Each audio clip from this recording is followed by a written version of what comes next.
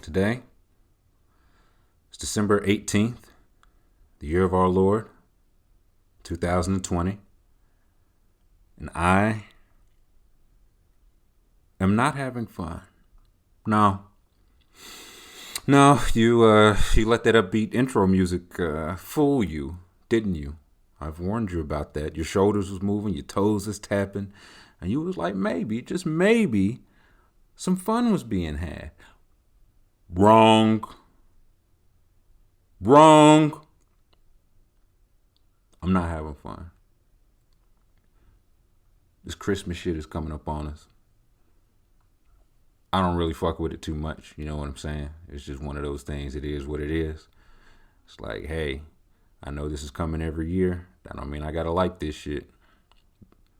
I've learned, I understand Ebenezer Scrooge now. I get it, right? Because it's like, I'm fine with Christmas, right? It's not for me, but like it's for the kids and for I don't know who the fuck Christmas is for. Animals? I don't know. But it's for them. But then every single year it's more and more. Do you have a tree? No. Why not? Like I don't do that. You're not gonna get a tree? No. Do you have a wreath? No. But you put up some light? No. The answer is no. No.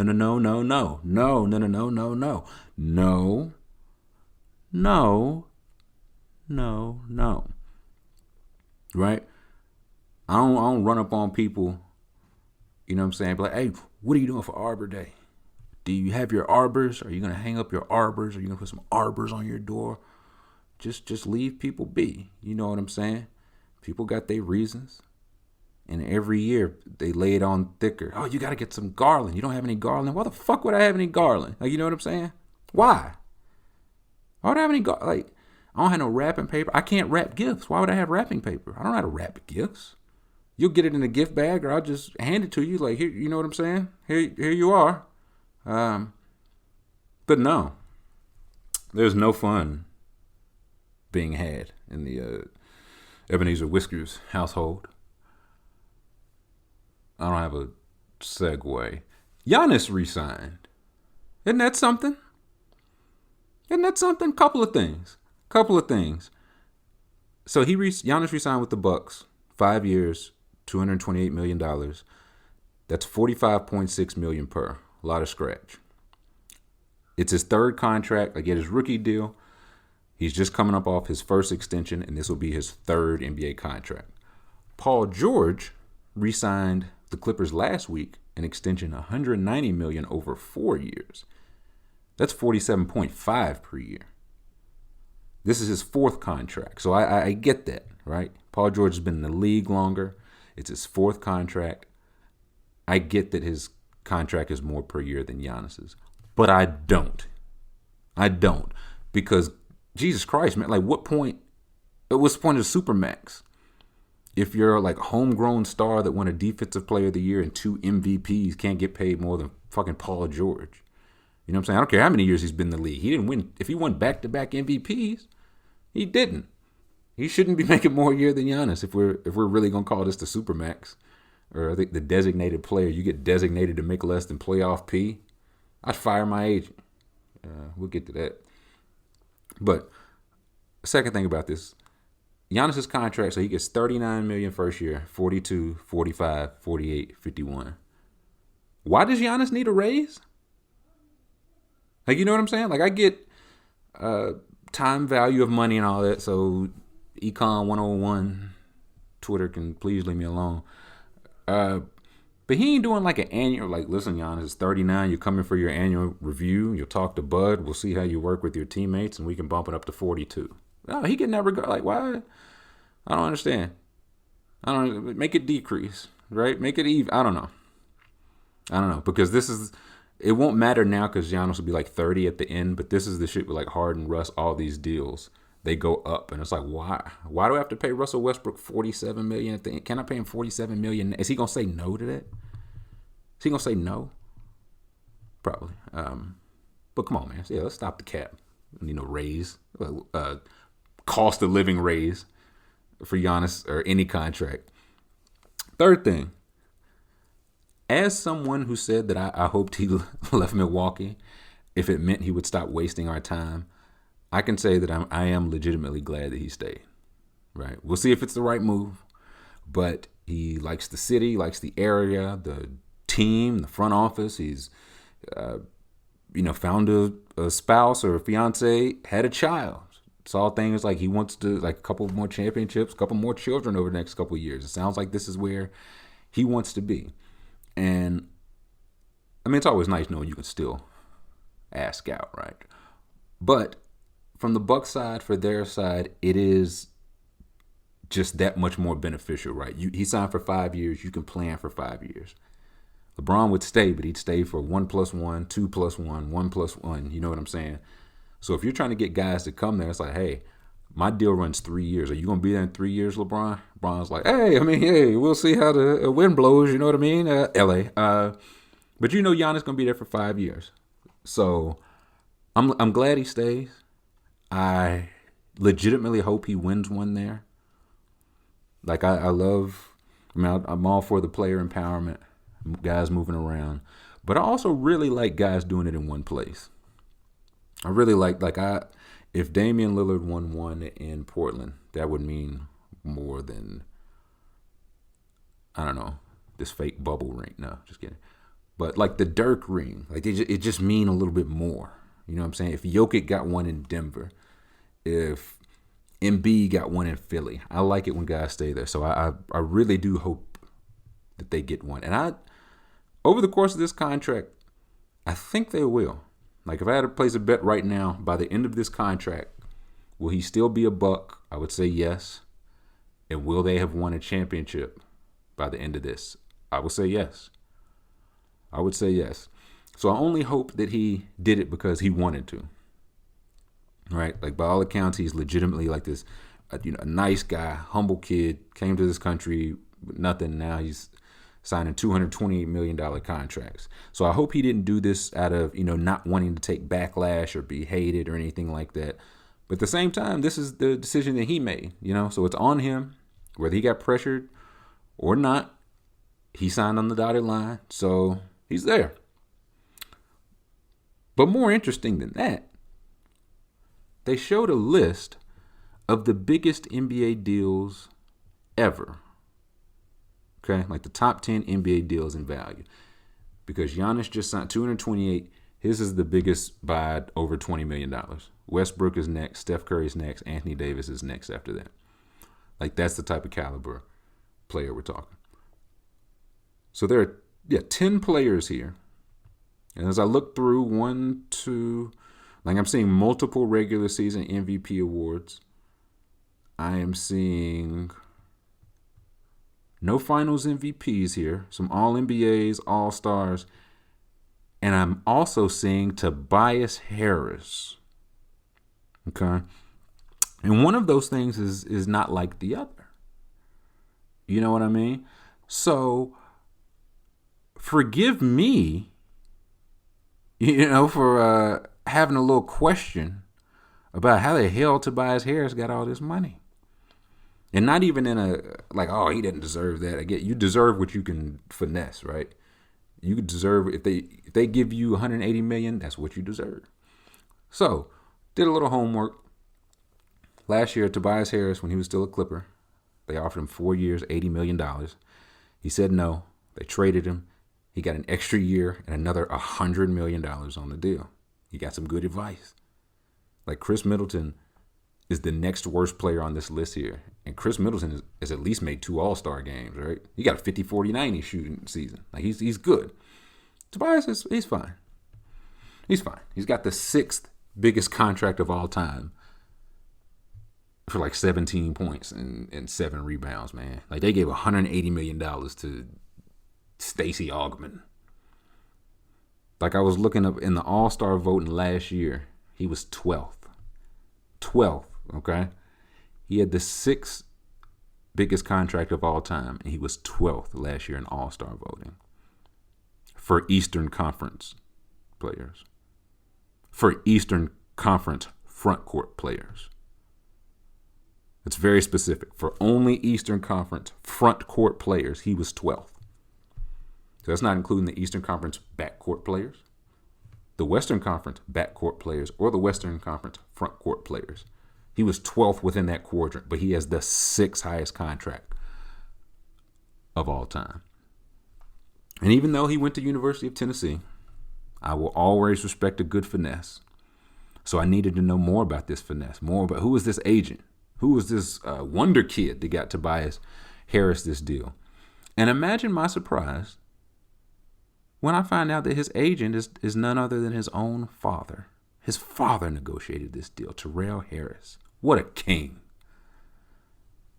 Did some more research on Terrell Harris. He has 3 clients. Okay? All 3 are his sons. All 3 are his sons, and all 3 are basketball players. If he wants more clientele, he makes them. Like, I can't do nothing but respect that. And it really made me think about, like, well, like, who needs agents, right? Like, I've long been on the train of, like, hey, if you're Zion Williamson. Zion Williamson came in the number 1 pick in the draft. It's a scaled contract. There's no negotiation there. His first extension, he's going to get the max. There's no like the max is a set number. It cannot be higher than that. That is why it is maximum wage. There's no negotiation there. His third contract, which would be like what Giannis just signed, it ain't gonna be no negotiate. Like, you know what I'm saying? The max is the max.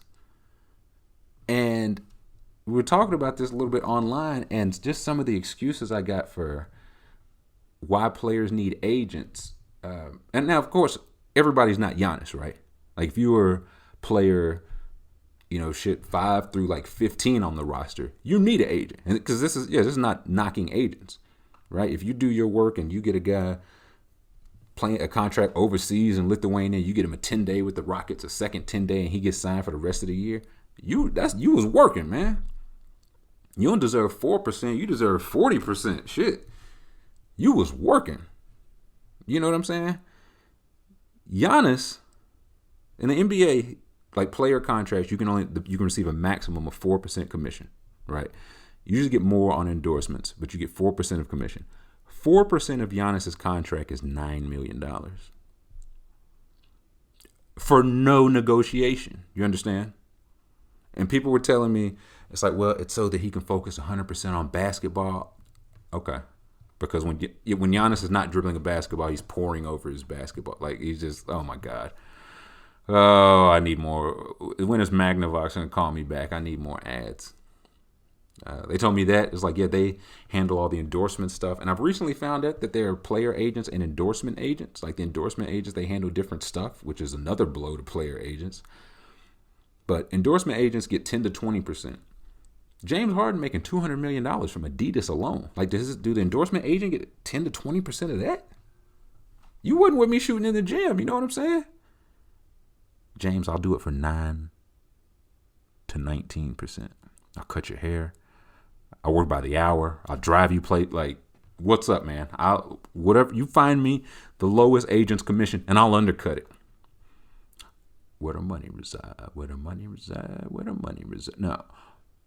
But I'm just like really wondering, like, if you're a max player, really, what is the point? People said it for, again, the endorsements. It's like, yeah, there's no way Nike would have been able to get in touch with Giannis without an agent. Like the people at Jordan were like, man, we would love to have Luka Doncic on our roster. We just don't. Like, he's not following back. I sent him an email. I don't think he checks his email. And the agent's like, I'm the only person. And they just link him, and it's like, whoop, here's your 4% of the 190 million Luka about to get next summer. Job well done. Like, look at if you're in a city with a professional team, watch the local commercials, man. Like, you think Scott Boras had to be there to get Tino Martinez a commercial eating hot dogs or ice cream or for a used Cadillac dealership? You know what I'm saying? Like, Giannis, listen, just hear me out. I know you don't really like to work with small companies, but they're called Gatorade. Do you trust me? I need you to trust me on this. I think we should really give mom and pop Gatorade a chance. So I ain't buying it. I'm trying to think what else they told me. They said agents are to keep the feelings out of basketball. I said, you think agents keep the out? You think agents are keeping those out? Out? Yeah, that's working well. It's working so well. Like, teams are afraid to cross agents because they might not get players they weren't going to get anyway. So this shit is a racket. It's a self-sustaining hustle. And I discussed it with somebody. It slick sound like the NBA media, don't it? Like, people, you have to insist upon your own insistence. Well, why are you needed? Well, we're needed because they need us. Well, I mean, how else would they say things? Or how else would they get an endorsement? They need me. Okay. 9 to 19%, James. Just hit my line. And speaking of James Harden, now that's a segue. I gotta say, I'm becoming a bigger fan of James Harden by the day, man. I would have never considered myself a James Harden fan. Great player. Would have never considered myself a fan, but the way he's handling this, boy, oh boy. Like, after he get traded and his Houston jersey go on sale for like $12.95, I might cop one. You know what I'm saying? I might cop one. Like, he showed up to work very out of shape, relatable. He would much rather party with his friends instead of going to work, relatable. And when he got to work, he gave the bare minimum. I am James Harden. You are James Harden. How could you not love this guy? Like, he's basking in the culture because he is the culture. You know what I'm saying? He the reason for the season. He can do these kind of things. They made the playoffs every year since he's got there. And he's got top 5 MVP finishes 5 times in the last 6 years. There are legit Hall of Fame players that don't have top 5 finishes at all. You know, so what? His entire diet may be lemon pepper wings from Onyx and Froze. That make it even more impressive. That's even more relatable. And what made it so much better, this week an article came out. ESPN, Tim McMahon, who is the Houston Rockets writer. So yeah, this wasn't coming from nowhere. I've mentioned before, I think I listened to him and Windhorse or Zach Lowe, because again, I don't always agree with him, but I don't think they're liars. I do think they're talking to these guys and getting these quotes, reporting what they hear, even if I disagree with what they hear. So some of the quotes from this article were just too good not to go over. Just too good not to go over. And I'll link to the article if you haven't read it yet. But one of the quotes was, quote, "Unless they were on the front end of a back-to-back set, it was essentially a sure thing that the Rockets stayed overnight or even an extra day after games in Los Angeles, Phoenix, and other road cities that rank amongst Harden's favorite stops. If the Rockets had 2 or 3 days between games, it was a good bet Harden would call for an off day and charter a private jet to party in Las Vegas or another city. He always gets an excused absence from the first practice after the All-Star break for the same reason. If they have multiple days off, everybody knows James is going to fly somewhere else and party," a member of last season's coaching staff said. But he's going to come back and have a 50-point triple-double, so they're okay with it. All these are direct quotes from the article. Harden insisted the Rockets get the deal done. Said he'd demand a trade if they didn't find a way to bring in his childhood friend and former Oklahoma City teammate Russell Westbrook to Houston, sources said.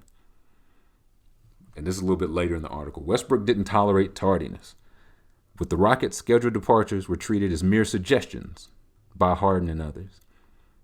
Nothing ever starts on time, a former Rockets staffer said. The plane is always late. The bus is never on time. It's just an organized AAU team. On one occasion in the Florida bubble, Harden waited to get his daily COVID-19 testing until just before the Rockets' film session was scheduled to start. When he wasn't on time, Westbrook barked, "Start the film." Started without him. D'Antoni explained that they just have to start it over when Harden arrived, which didn't do much to calm Westbrook. Okay, that's the end of the quotes.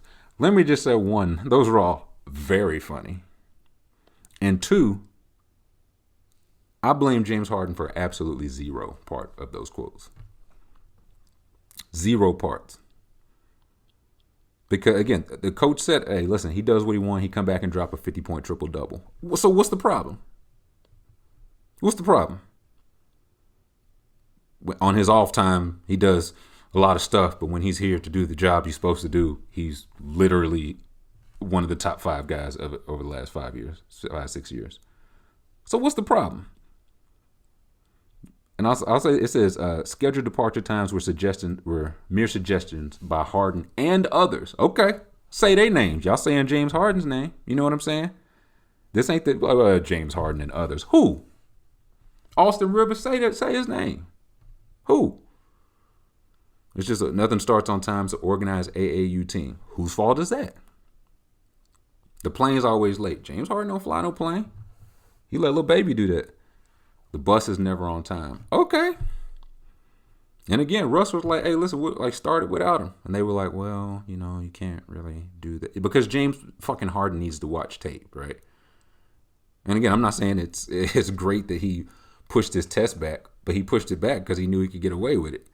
And what film are you going to show James Harden? It's like, James, we really need you to be here.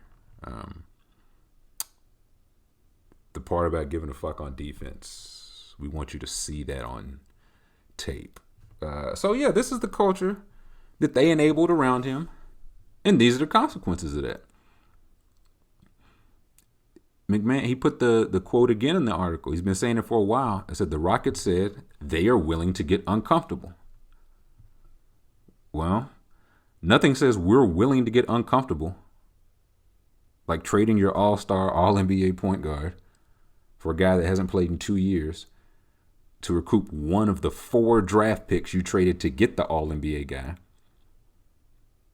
And then you trade him. So nothing says we're willing to put our foot in the sand and fight this like folding like a lawn chair when Russ wanted out without any of the success that Harden had, to his credit. So, yeah, nothing says we're willing to get uncomfortable like leaking all this shit to the media. Surely this is what will drive up his trade value. This will get them the trade package they so sorely desire. And it's whack to me because I feel like I heard the same story about Russ like last year. All right. After he got traded, I can't remember, it was an ESPN story, maybe Royce Young. He wrote a story like there was in the office, the Thunder office. It was like, this is an example of how difficult he is to work with. In the office, there was a cutout, a cardboard life-size cutout of Russell Westbrook. And Russell Westbrook came in and saw it and was like, oh, I like this. Like, can I have this? And they were like, well, this is for like media or marketing. It's for promotional, but we can get you one. And Russell's like, well, why can't I just have this one? And they were like, well, that's for like the media, marketing, whatever, but we'll send one like to your house. You won't have to worry about it. And apparently Russ just took the cardboard cutout. It was just like, yeah, I'll take this. And one, again, I thought that was very funny, but it was told in a way to make Russell Westbrook look bad, like he's this bully. And I took it, I thought that made the team look weak. You know what I'm saying? Like by all accounts, and they've been in the league going up on a decade now. By all accounts, Harden and Russ, like not bad guys. You know what I'm saying? Not bad guys. The best teammate, you know what I mean? But they ain't doing no Tony Parker bad shit. Hashtag Spurs culture. Like Russ got to Oklahoma City, he was 19, 20. Harden got to Houston.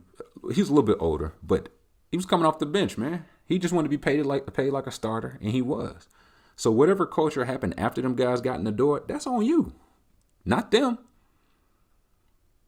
Like, wow, it's wild how a room full of 54-year-old white guys cannot seem to figure out how to relate to young black millionaires. Much like it's wild that a bunch of 34-year-old white guys cannot figure out how to ask questions to these same young black millionaires. And I'll give her credit again. In the bubble, if you heard like a question that got a good, notable response, it was a decent chance Taylor Rooks asked it.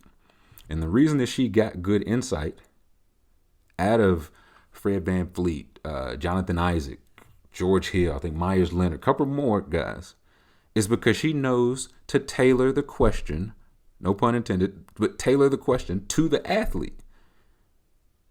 Tailor it to the situation and not go into their wanting to ask every young star, every young whatever, the same bullshit ass question and then get mad when Kyrie Irving don't want to answer it. So, I don't know. And then that got me thinking about like team culture. Talked about some of that, I think, last week.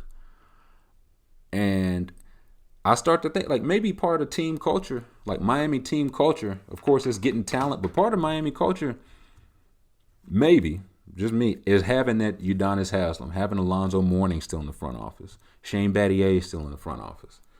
Juwan Howard was there, till he took a head coaching job. Bob McAdoo, like Hall of Famer, he came in the early or mid 90s, I think, when Alonzo Mourning and Tim Hardaway got there. He's still there.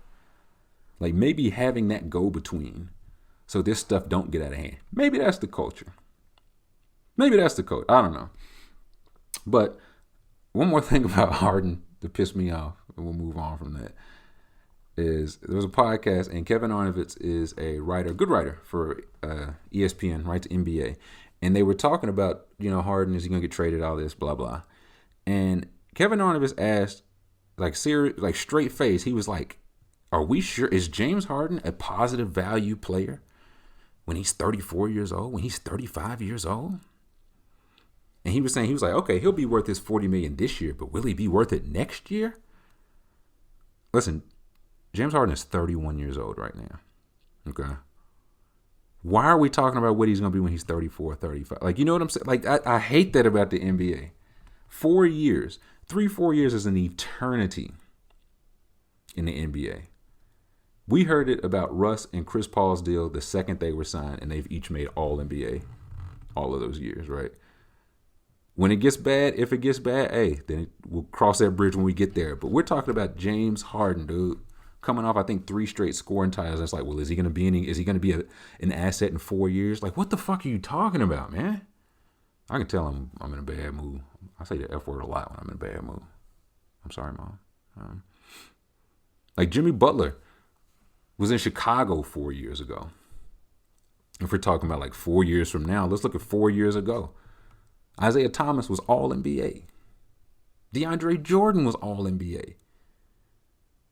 So if we're looking at 4 years, just to show how long that is, and this is the problem, I think, and I'll get off my soapbox, with worrying about like you're looking at the cap space and the numbers and not the game. Like there are legit concerns about paying James Harden when he's 35, for sure, right? I'm not saying that because he's the player he is now, he'll be that at 35 and deserve a max or whatever. No, I'm not saying that. What I'm saying is, can we get to him being 35 first? Like, again, the Chris Paul deal was so awful, so terrible, so awful. He coming off second team All-NBA, man. The Suns just gave up a haul of picks and players to get him. The deal is this year next, and that's it. Same for Russ. And I get the concerns for each. But for this year, for this upcoming year, Russell Westbrook projects to be an all-star player, no? So if you're like, talent cost. What are we saying here? Like, is Giannis going to provide positive value in year 4 of this deal? How's he going to look when he's 29? Do we even know? He'll be making $40 million. He'll be 30 years old. Like, I hate that, man. I hate it so much about the NBA, and I'm more certain than ever, nobody in basketball media likes basketball or basketball players. Next thing I want to talk about is Trevor Lawrence. It's an article this week. ESPN basically asking, should Trevor Lawrence hold out if the Jets get the number 1 pick? And I have been banging this drum for a while. Not even for Trevor Lawrence. I said it for Joe Burrow last year. I said it for Chase Young. If you have any kind of pull, you should absolutely pull a John Elway, pull a Eli Manning if the Jets get the number 1 pick. If you're Trevor Lawrence, I'm just not interested. There's nothing personal. You guys are just horribly inept, and I'd rather not trust my peak earning years to your care. And in this article, they brought up would Trevor Lawrence want to pass on, the big New York market, which I've long thought was overblown, especially in 2020. But do you know what the example they brought up for how the market could help Trevor Lawrence was? Joe Namath. Joe Namath was drafted in 1965. You can't compare the reach of the media from the people in New York then versus now. You can't even compare the media. It was 6 teams. You know what I'm saying? It was 6 teams. You was on one of them in the biggest city. Yeah, you got some publicity. And you was mid. Right? Please don't compare anything Joe Namath did to Trevor Lawrence ever again. In the article, it said, which I didn't know, Kansas City is the 32nd biggest NFL market. I didn't know that. I would have guessed, I don't know, but I wouldn't have guessed Kansas City. And Patrick Mahomes is still in every commercial because he's nice. Because he's nice. So if Trevor Lawrence, if he's nice, he'll get the Nike, the Under Armour, Gatorade, Beats, insurance. Quarterbacks love insurance. He can insure his body. You know what I'm saying? They do those, get a couple million on that. He'll get a big endorsement, Nike, Adidas, whoever, anyway. He'll get endorsements wherever, non-shoe and gear. And, I brought it up and people are so he should go back to school. No. That's more playing for free. That's definitely not the answer either. I'm just not going to a wretched franchise. Right? If you're Trevor Lawrence, if I'm his team, and I'm sitting down, you got to tell me your whole plan for me, man. For me and the team, mostly me, but the team. You got to tell me who, the coaching staff you going to have around me, offense and defense. I need quarterbacks, coach. You got to tell me the personnel you got playing, the salary cap space we got, what you plan to do with it, draft capital, scheme, all of that. I need to hear all that if I'm Trevor Lawrence. And so I was looking at the draft, the projected draft now, and I'm going to look at it just if I was Trevor Lawrence, would I go to this team or not? Some of them are irrelevant because they have quarterbacks, so I'm just trying to look at them more. The Bengals, they don't need a quarterback clearly, but I still wouldn't go to them because they're a fucking joke of an organization. But number 1, the Jets are projected to have the number 1 pick. If I'm Trevor Lawrence, I would not go to the Jets. I would not go to the Jets. And I said this in the article. In the last 10 years, since 2000, I think it was 9 to 10, 11 years, the Jets have used first or second round picks on Mark Sanchez, Geno Smith, Christian Hackenberg, and now Sam Darnold, and none of them has progressed. I don't know if any of them got much of a second deal. I don't know how long Sanchez was there. In that time, they've had 3 different head coaches, 7 different offensive systems. So y'all either can't develop, y'all can't scout, or y'all can't hire. Either way, I'm not going to be able to do it. It's a no for me, dog. 2, the Jaguars. Would I go to the Jaguars if I'm Trevor Lawrence? Yes. I would. Because I think they're just regular bad. You know what I'm saying? The Jaguars, they're 25 years old. They've been around since 1995. They've played 14 playoff games and 3 AFC title games. Right? Now, they are in a bad stretch. Right? They got Coughlin out of there. Marone probably next. But I do think this is just a organization in a bad stretch, not a wretched franchise. So Jaguars, I'd be okay with the Jaguars. 3, Bengals, no. Y'all, something has to go wrong for you not to win a playoff game in 30 plus years, and I'm not going to be around to figure it out. Chargers are 4. Again, they got Herbert, so it's no dice, but I'm on the fence here. As much as I'd love to live in LA, it just feels like it's always something with the Chargers. They're like haggling with their number 1 picks over their contract, and they usually like the ones they picking high too. So I'm on the fence. I'd probably lean no though. 5, Dallas. Yeah, I go to Dallas. Again, they're just regular bad. Jerry Jones want to be the star of the show, but like they got a shitload of talent on their team, so they're just regular bad. I'd go there. 6, Carolina. Yes, I'd go to Carolina. 7, Atlanta. No. I think more so because they cursed than anything. Like Dan Quinn wasn't it, and I think they held on to him too long. And Dimitra, the GM. Like you nail those hires, I could be talked into it. But again, if I'm Trevor Lawrence, like Trevor Lawrence from Georgia, he's from Cartersville. So if he's like, listen, I know y'all ain't shit. Y'all ain't been shit my whole life, bro.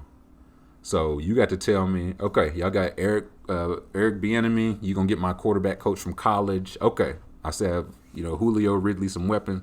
So Atlanta, I'll slide into maybe. I got no, but I think it's just personal bias because I think they're cursed. 8, it's Houston's pick, but it goes to Miami.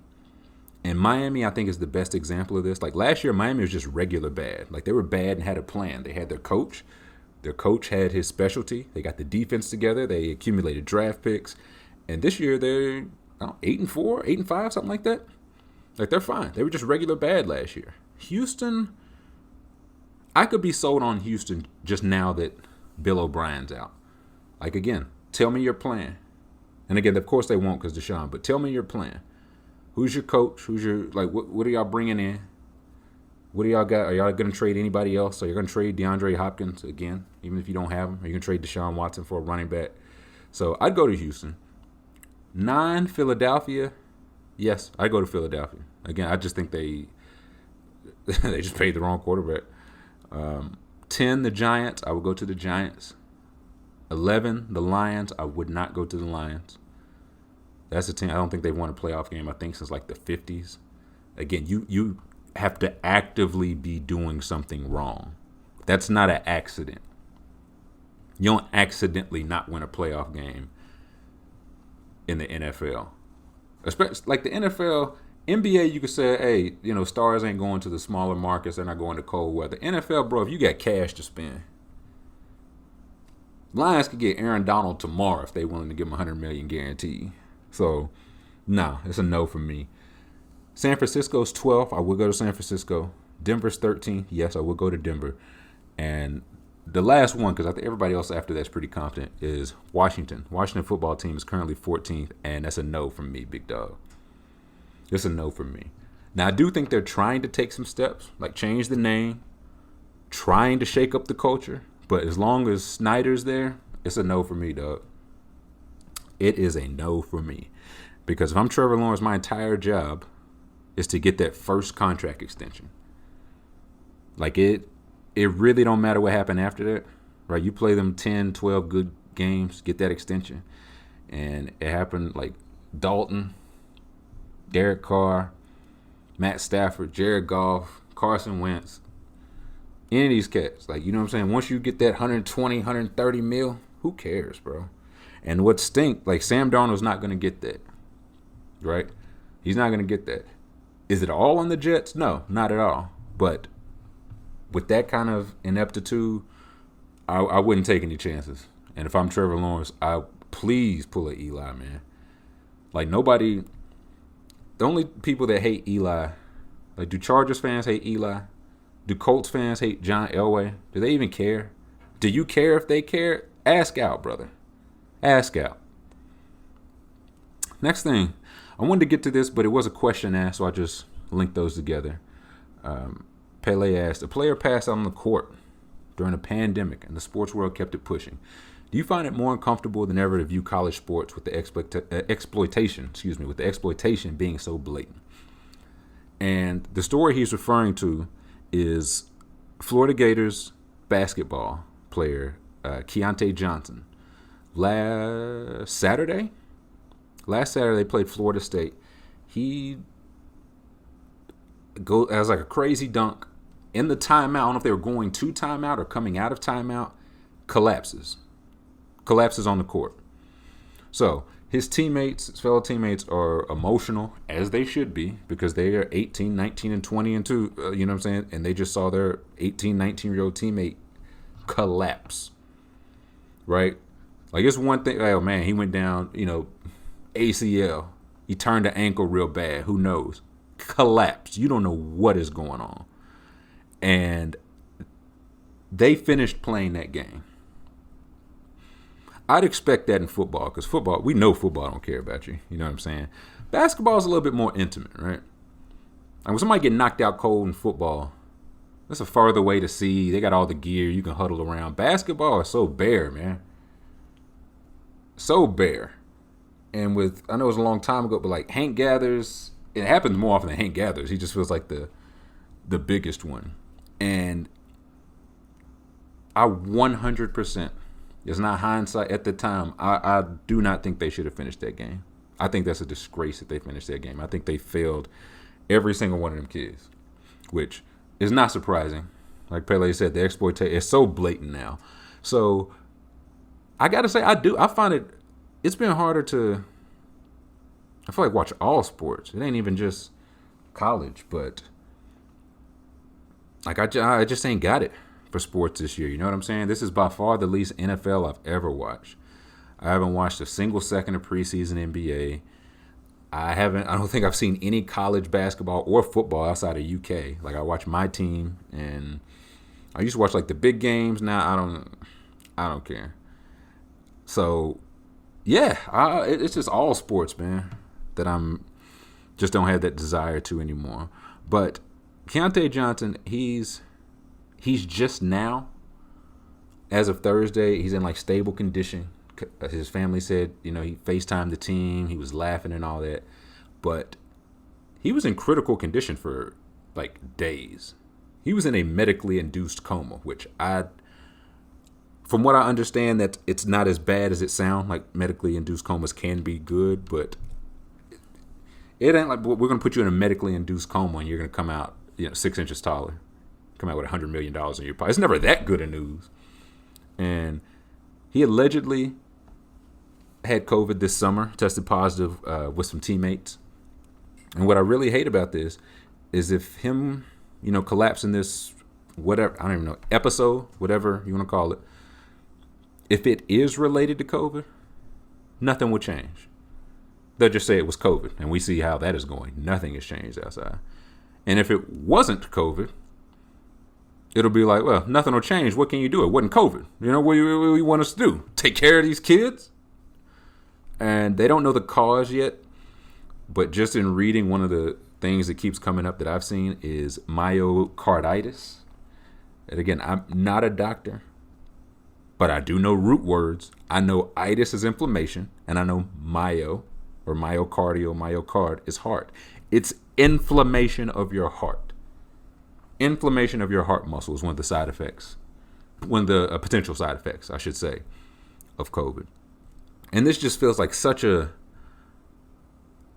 process over result decision to make, right? Because again, he like collapsing, you don't know if it's brain, lungs, heart, or you just don't know. You just don't know. He easily could have died on that court. And you look much worse than you do now for continuing the game. A game that they lost by double digits, of course, because they just saw their teammate collapse. And it's like, man, they're doing it for him. They're out there playing for him. No, they're out there doing it because they probably don't have much say in the matter, right? It's like, well, they asked him, they wanted to play. You take that out of those kids' hands, man. Come on now. Like, what are they gonna say? They say no, and then they get shunned by the coaching staff or risk looking bad for the team for a decision that's out of their pay grade. That's out of their pay grade. So they failed those kids. It's nothing new. But it is a thing where the only thing I can say, I hope the NCAA is not going anywhere. I will say I hope these kids in high school and these parents now are just starting to see, like, if you ain't think of before, man, like, they do not care about you. Okay? It's meant like again 5-star like Kante Johnson. It don't matter if he's like the best player on the team or whatever. They should have canceled the game or postponed, canceled whatever the game. But he an asset to them. They don't care about him. You think they're gonna care about you, Mr. Walk On? You know what I'm saying? They don't give a fuck about any of you. So to answer your question, Pele, yeah, yes, it has been, and it sounds like man, oh man, I'm glad football season over. And it's like I just ain't got it in me, man. Again, I watch my teams more out of routine this year than anything. But going forward, I don't know. It's just it is definitely leaving a bad taste in my mouth. The next not even a question. Okay, we're trying a couple new things this week. If we like them, maybe they'll stay around. If we don't, this episode will self-destruct. So, this is the first one. The first one is a Santa Claus story from close personal friend Chet Ripley. And Chet volunteered this, so we got the okay to read this. So we're going to do Trilly reads Chet Ripley's Santa Claus story since 'tis the season. So everybody put on your garland, drink your eggnog, and listen up. The Santa Claus Story by Chet Ripley. Every year about 2 weeks before Christmas, the guy who owns the horse farm on the outskirts of my neighborhood would come down the main road in a horse-drawn carriage dressed as Santa. His wife is Mrs. Claus, and the kids dressed up as elves, singing Christmas carols and giving out candy canes, etc., etc., etc. I lived in a big town, but it always had small town vibes, especially my neighborhood, so it always was a nice thing. So this is the first big holiday after 9/11. Thanksgiving was just odd considering they were still pulling bodies, and everyone is just trying their best to be happy and really laying it on thick. So we're lined up, we're cheering, yeah, we're laughing, ha ha ha ha, we're donating what we have. And someone's dad, the real horse betting degenerate, he says, don't go near the horses. That one is spooked. Okay? But to give the canned goods, you have to approach the carriage. And the carriage is, of course, by extension, close to the horses. No sooner does our favorite degenerate say this, the horse takes a kick at a kid and misses. So now everyone sees this and starts A, hooting, B, hollering, C, all the above, which causes the horses to panic even more. So now the horses start bucking. They tip the carriage, Santa, Mrs. Claus, and the kids get tossed. And now the horses are dragging this tipped carriage down the main road. It's chaos, says Chet. Lost in all of this, Santa has gotten off the ground and promptly grabs his chest and drops. Cracks his head on the asphalt with the force of a watermelon dropping out of a window. So there's just absolute mayhem on my street for like 45 to 60 minutes. And there's people attending to the kids and Mrs. Kristen Kringle, and they're working furiously to get the horses calmed down and onto a trailer. And someone finally says, get those kids out of here. And it kind of shakes everything loose. Chet's family doesn't leave. We stay and watch as the ambulance comes and tries to revive Santa. To no avail. And literally have to lie to kids and tell them Santa is sleeping, but in reality, Santa is dead. Yes, a lot of us got a lesson in mortality that day, and a reminder that death comes for us all. Even Santa. The end. Y'all thought that was going to be a happy Christmas story, didn't you? Again, y'all got to stop getting fooled, man. Y'all hear a little Christmas song or you tap your toes a little bit and think everything's gravy. No, this really y'all's favorite holiday, man. It could not be me. But that's an awful story, Chet. That is really some like serial killer origin shit. Like one of them kids seen that and turned into the Kris Kringle killer. You know what I'm saying? He stabbed people to death with sharpened candy canes. That boy Kringle trick y'all, man. Like people surprised by like how little holiday spirit I got. I look outside and see like everybody's decorated Christmas lights but mine. No tree, no nothing. Just humbug, nigga. That's what I got. And I got it in abundance. So, thank you for sharing such a positive story with this Chet. And seriously, what an awful event. And I hope Santa's family is doing well. Next thing, I got another Trilly Reads. Doing a lot of reading these days, I am. And this was sent to me by my good friend AJ. It is The History of Booing. I'm going to back up a little bit because I'm going to be laying the heavy B on booing. I don't want to just blow your eardrums out. But this is just the history of booing. I'm so very fascinated by booing. I'm trying to think of like the inside the Actors Guild studio, like questions I want to ask every single guest. And it's just between you and I. One of the questions is going to be, what do you think the first person to booed about? I just want to see where people's minds are at. So, here goes the article. The history of booing. TheBooBirds.com/boo. The combination of booing and applause helps keep the quality of public performance high by emotionally rewarding the good and punishing the bad. Webster's definition: a verb, an intransitive verb, to deride, especially by uttering a prolonged boo. A transitive verb, to express disapproval of by booing, as in the crowd booed the referee.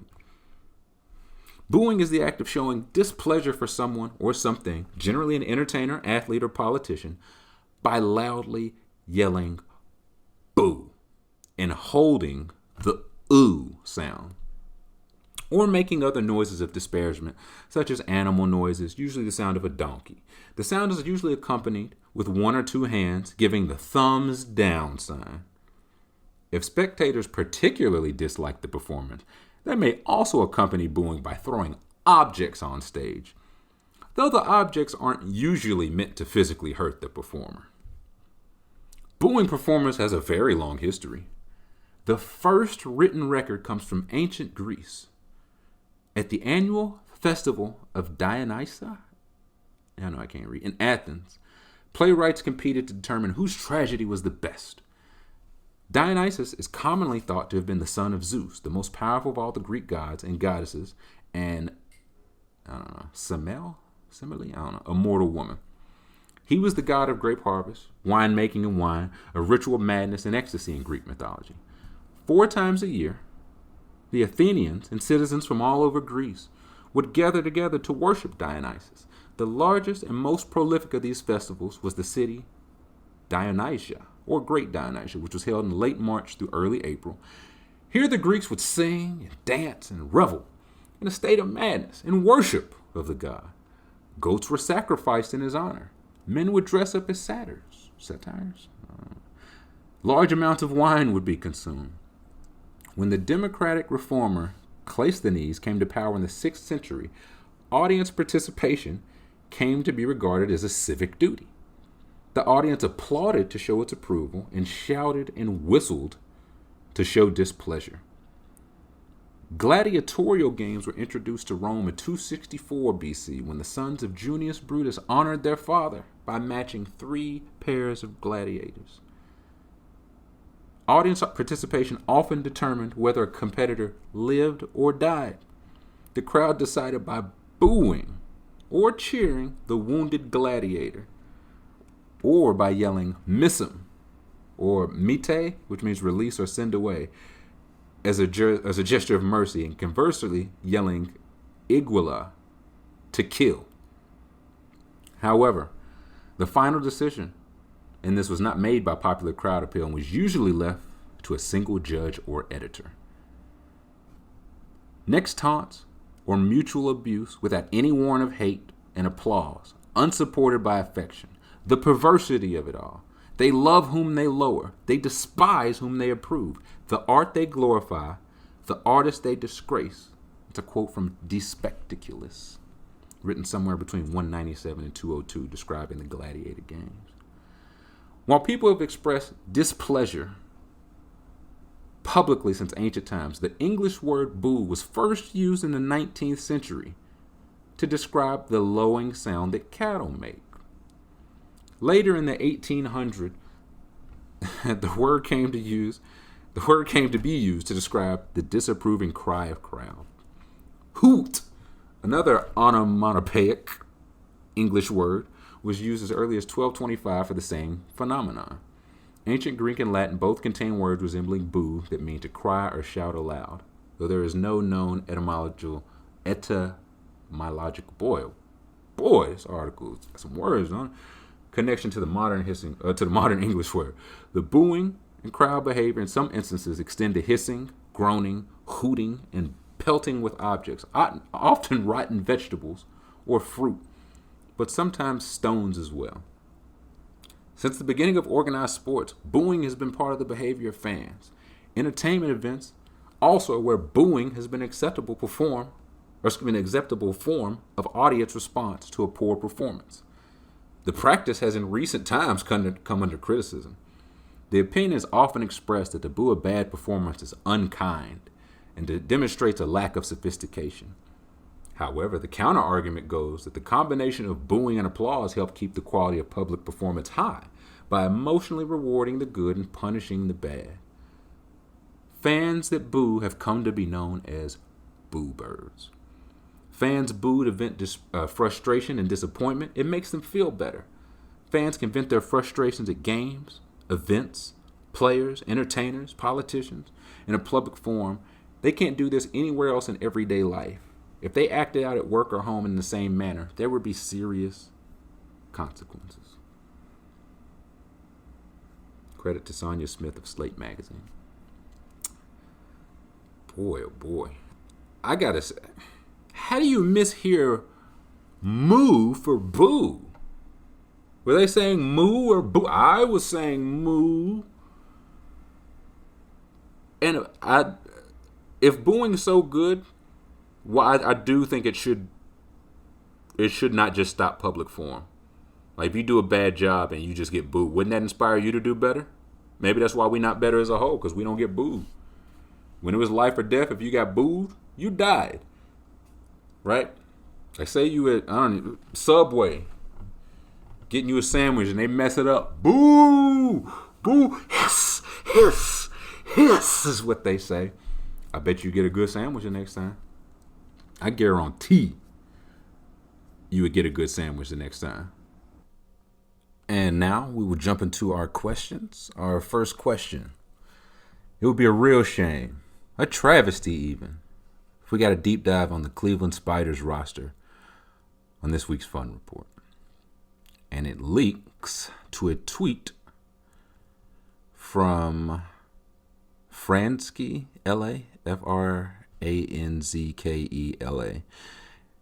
And this tweet says, if you don't think the Cleveland's new nickname should be the Spiders, perhaps this amazing list of player names from their brief history would change your mind. I don't even know what there is to deep dive. Some of these names are preposterous. Preposterous names. I won't read them all, but absurd. Icebox Chamberlain is the first name. Great name. Cupid Childs. Lave Cross. Pretzels Gietzing.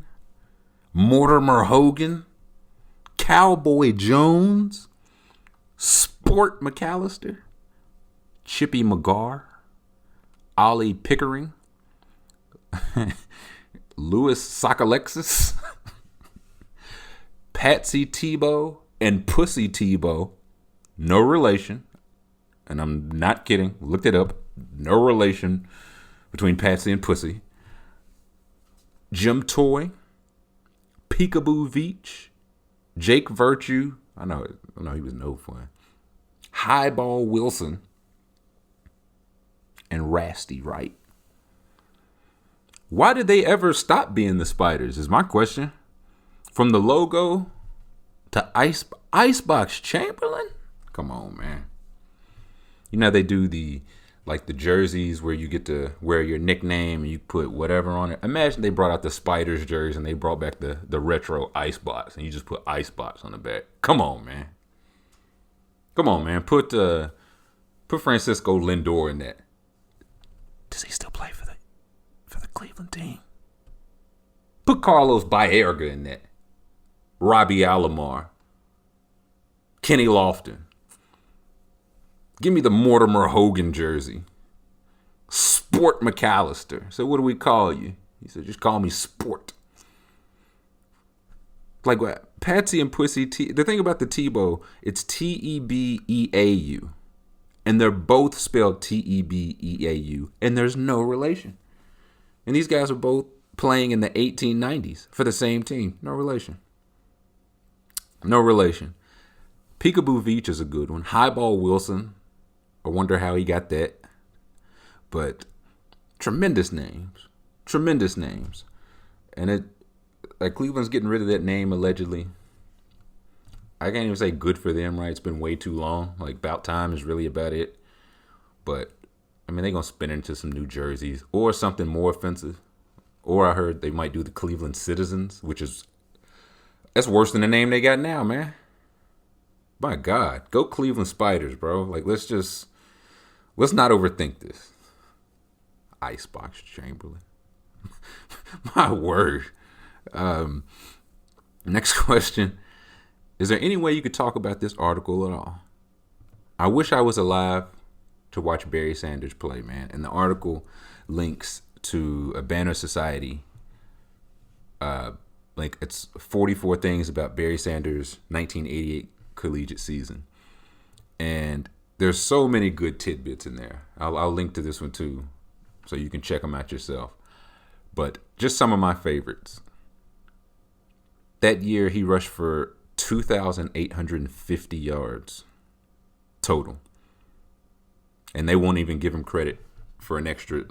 The record has him at 26-28, which is still the record by far. But he ran for 222 yards in their bowl game, but the NCAA won't count it. So the real record, he ran for basically 2,900 yards on 373 carries. He had a 7.64 yard per carry. He had 44 all-purpose touchdowns, all together in his that season. But the NCAA only counts 39 because the NCAA is some hoes. He had the 2,850 rushing yards is more than anyone has ever gained at any level of college or pro football. A D3 guy had 2,790 in 15 games. Barry Sanders had 2,850 in 12 games. The same guy, Nate Kimmick from Mount Union, also has 44 touchdowns. Those two are tied for the most by anybody. And again, Kimmick did it playing in 3 more games. Another part, I enjoyed this part of the article. Barry Switzer. Barry Switzer was the coach of Oklahoma at the time. Barry Sanders with the Oklahoma State. This was a quote from Barry Switzer. I walked in and I said to our staff, I want to tell you guys something. You better hope Thurman Thomas doesn't get hurt. They looked at me like I was crazy, Switzer said. Come look at this cat, a sophomore from Wichita named Barry Sanders. Thurman is good, but he isn't as good as this dude. Because Barry Sanders was Thurman Thomas's backup for 2 years, I believe. The same Thurman Thomas went on to, I think he was a top 5, I know he's a first-round pick, and was a Hall of Fame running back in the NFL in his own right.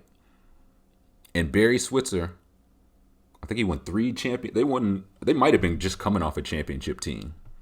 Went on to win a championship in the NFL, and he was like, "Listen, I'm telling you, their backup is much nicer than the Hall of Fame starter guy."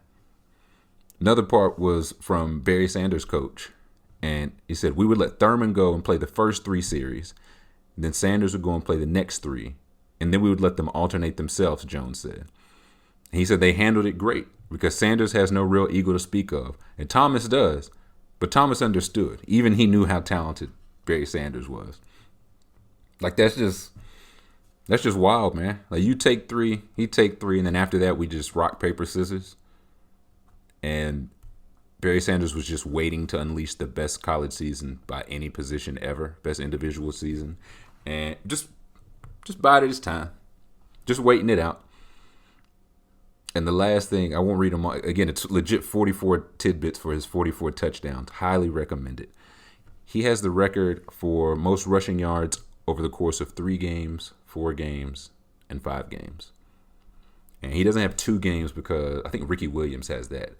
But over the course of 3 games, he rushed for 937 yards. Over the course of 4 games, he rushed for 1,152 yards.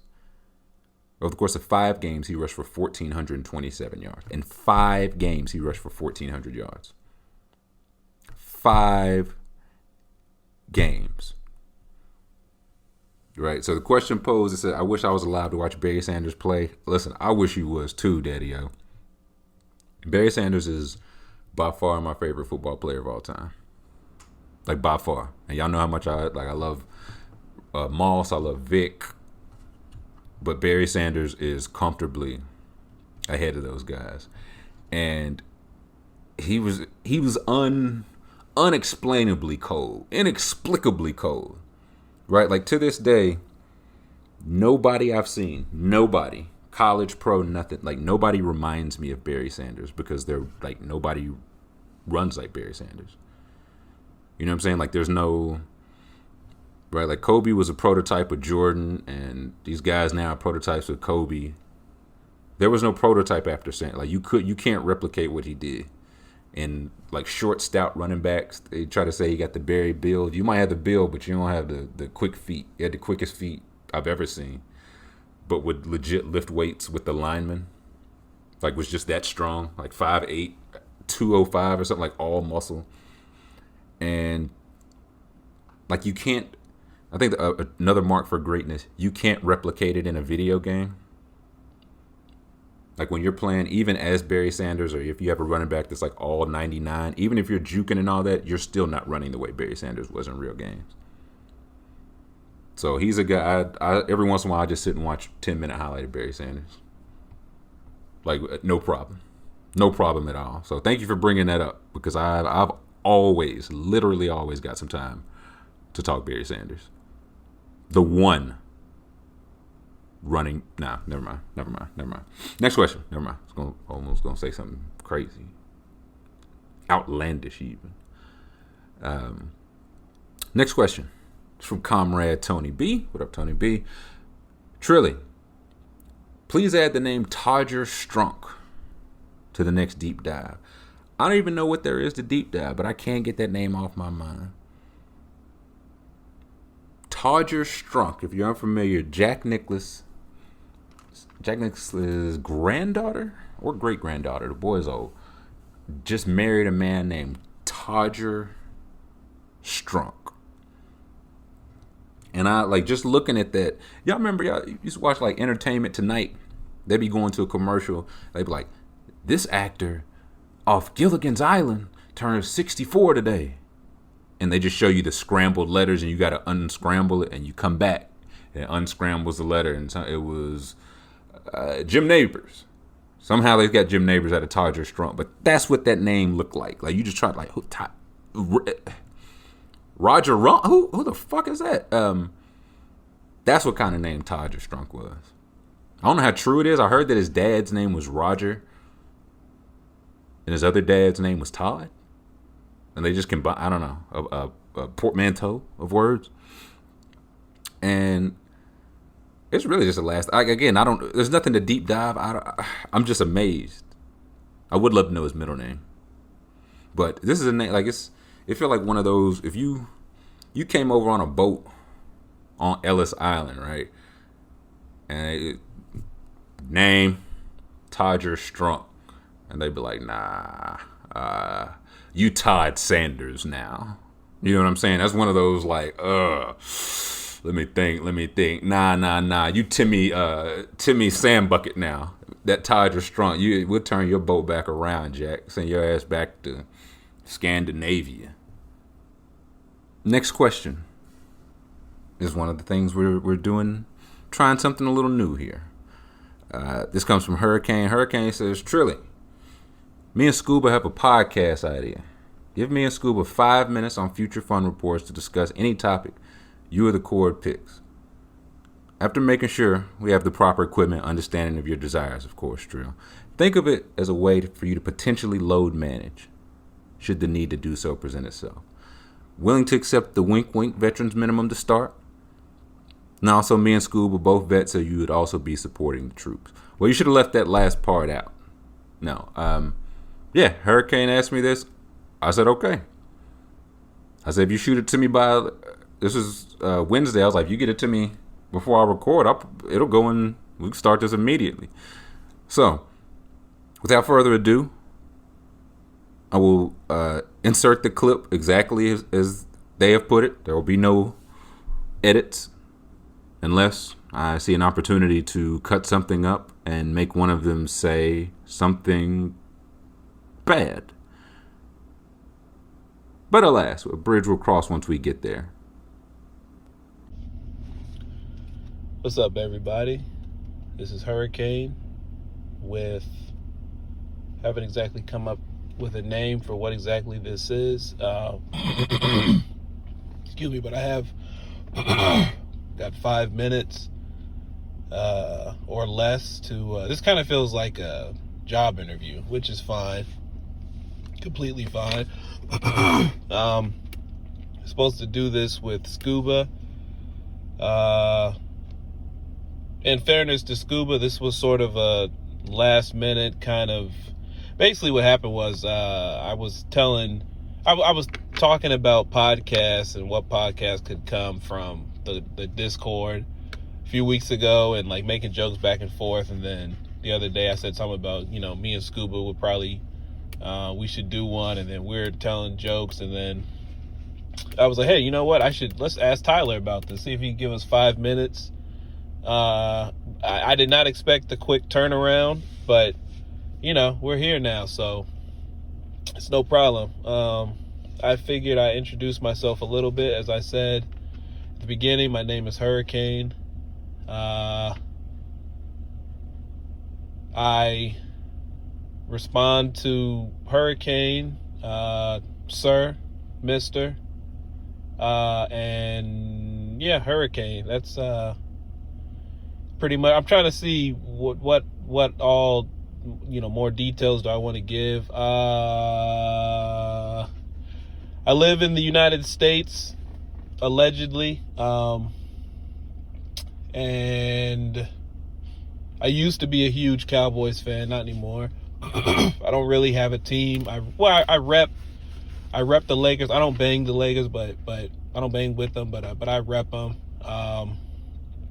Yeah, I used to be a huge Cowboys fan. You can follow me on Twitter, Kane_335. Please stay out of my likes on Wednesdays and early Thursday mornings for your own sake. Yeah, and I'm on the Discord, Tyler's Discord. You can find me, Hurricane. Let's see how I met Tyler. I came across. I used to see his tweets all the time. And eventually I was like, okay, this is making me laugh enough. Let me follow this guy. And then I'm pretty sure it was after, I don't know, either or. I saw the whole, she's just having a little sex, bro, tweet. And there was something about that tweet that was like, it was something that like connected, like something, it was like, yeah, something was a part within me before that. Something was disconnected, and that tweet like connected it, and I was like, you know what? That's the day that I actually started following Tyler, because there was, just so much truth, and it just like helped explain so many things in the past and turns out to be future. And so yeah, I appreciate it. Of course, it had me down for I don't even know if I've fully gotten up yet, but that was years ago. But it's a good type of thing. And then let's see. So yeah, when this Discord got started, as soon as I saw the link, I was like, yeah, I need to be a part of that. So I've been here since August. Let's see. I made a couple notes. Okay, personal news from the court. Like I said, actually, I don't know if I said it yet, but yeah, this was what I was thinking was, a couple minutes a week, possibly. I would speak for the court, potentially, if there's questions that they wanted me to ask or talk about within the court, or just like whatever, I really enjoy the podcast. So, if I can, and I really enjoy making people laugh. So if I can be a part of those things, possibly do some good along with it, offer a different perspective, I'm with it. If not, I appreciate this time. And yeah, okay. Let me see. So just real quick, personal news for the week. I don't really have anything personal. Not really, other than I've been listening to a lot of Sir, which has been a good and bad thing. Apparently me and him date the same type of women. So it's been, like I said, eye-opening in ways. And like I had to stop one of the albums. I'm already over 5 minutes, but I'm almost done. Let me see. I did one person. I did decide that, because I had like stopped getting jerseys for a minute, because I was like, felt kind of weird, like, especially as these dudes were like the same age as me. Like I think Paul George is like a couple years older than me, so I'm not gonna like wear a dude's jersey. It just felt kind of weird. But now that all these kids coming in are like born in 2005, and I'm like, okay, I'm old enough to be some of these kids like legit daddies, then it doesn't feel as weird. So I'm thinking about Tyler Hero jersey, LaMelo Ball jersey. Those are like the two that I would like. So yeah, let's see. Some quick news from the cord. Real quick. Let's see. Lee is wildin'. Tease and his homeboy is wildin'. Suze is still on some other shit. Thomas is running for president. It's a campaign that I'm definitely trying to get behind. It needs to be talked about. Lee is super wildin'. But anyways, 4 songs, from Sir that I would recommend real quick. This one that is like, reminds me like of exes, Falling, if you're in that type of mood. It's called Falling. War is when you found that special lady who is willing to get you a PS5. Play War for her. War makes me want to, take a shower, change my drawers, dress up, and like go. Like it's a really like lovey song. It makes you want to get your shit together. So if you're in that type of mood, go there. If you're on the complete opposite, on your fuck boy or fuck girl shit, sorta, Why I Love You, it's a great song. New Sky is the 4th. It's just on, it's just a great song. It's not really touching on any of those subjects, but yeah, okay, real quick. There's other pod ideas that the Cord wanted me to bring, just maybe we could talk about it some more. There's a Bash Brothers pod, which would be featuring Jackie and Pudge and myself. There's a Suze and Them Boys pod, which would feature Suze, Mose, and the other English dude whose name escapes me. I'm sorry. There's a Full Toxicity pod, which would feature Blambert and, of course, Thomas. And then there's this is a last minute addition. It'd be called the CUK pod. I was told that if you sound it out, it would make more sense, and it would be Lee and featuring new Discord member DJ Academics. They would be talking about subjects that would have to go along with that. We know, we learned this week that Lee is a size matters truther. Lee coined the term, if it's a foot long, it would look wrong for me to interfere. So do with that what you will. I'm completely over time. I appreciate if this makes it the pod. If not, I understand. Let bygones be bygones, like Lee has taught us this week. And I appreciate the time. And hopefully next time it'll be me and Scuba. I think that'd be great. He wanted to talk about great curve stories, or great stories when we were curved. I don't have any great curve stories. Mine kind of whittles down to, okay, you're not interested. All right, cool. Either, you tell me or I can tell, and then it just kind of keeps it moving from there. So, but maybe I'll be able to think of some. I haven't really thought about it too much. Worst case scenario, I'll just be interviewing Scuba, getting him to tell his stories. Once again, appreciate it. And y'all take care. And scene. We're back.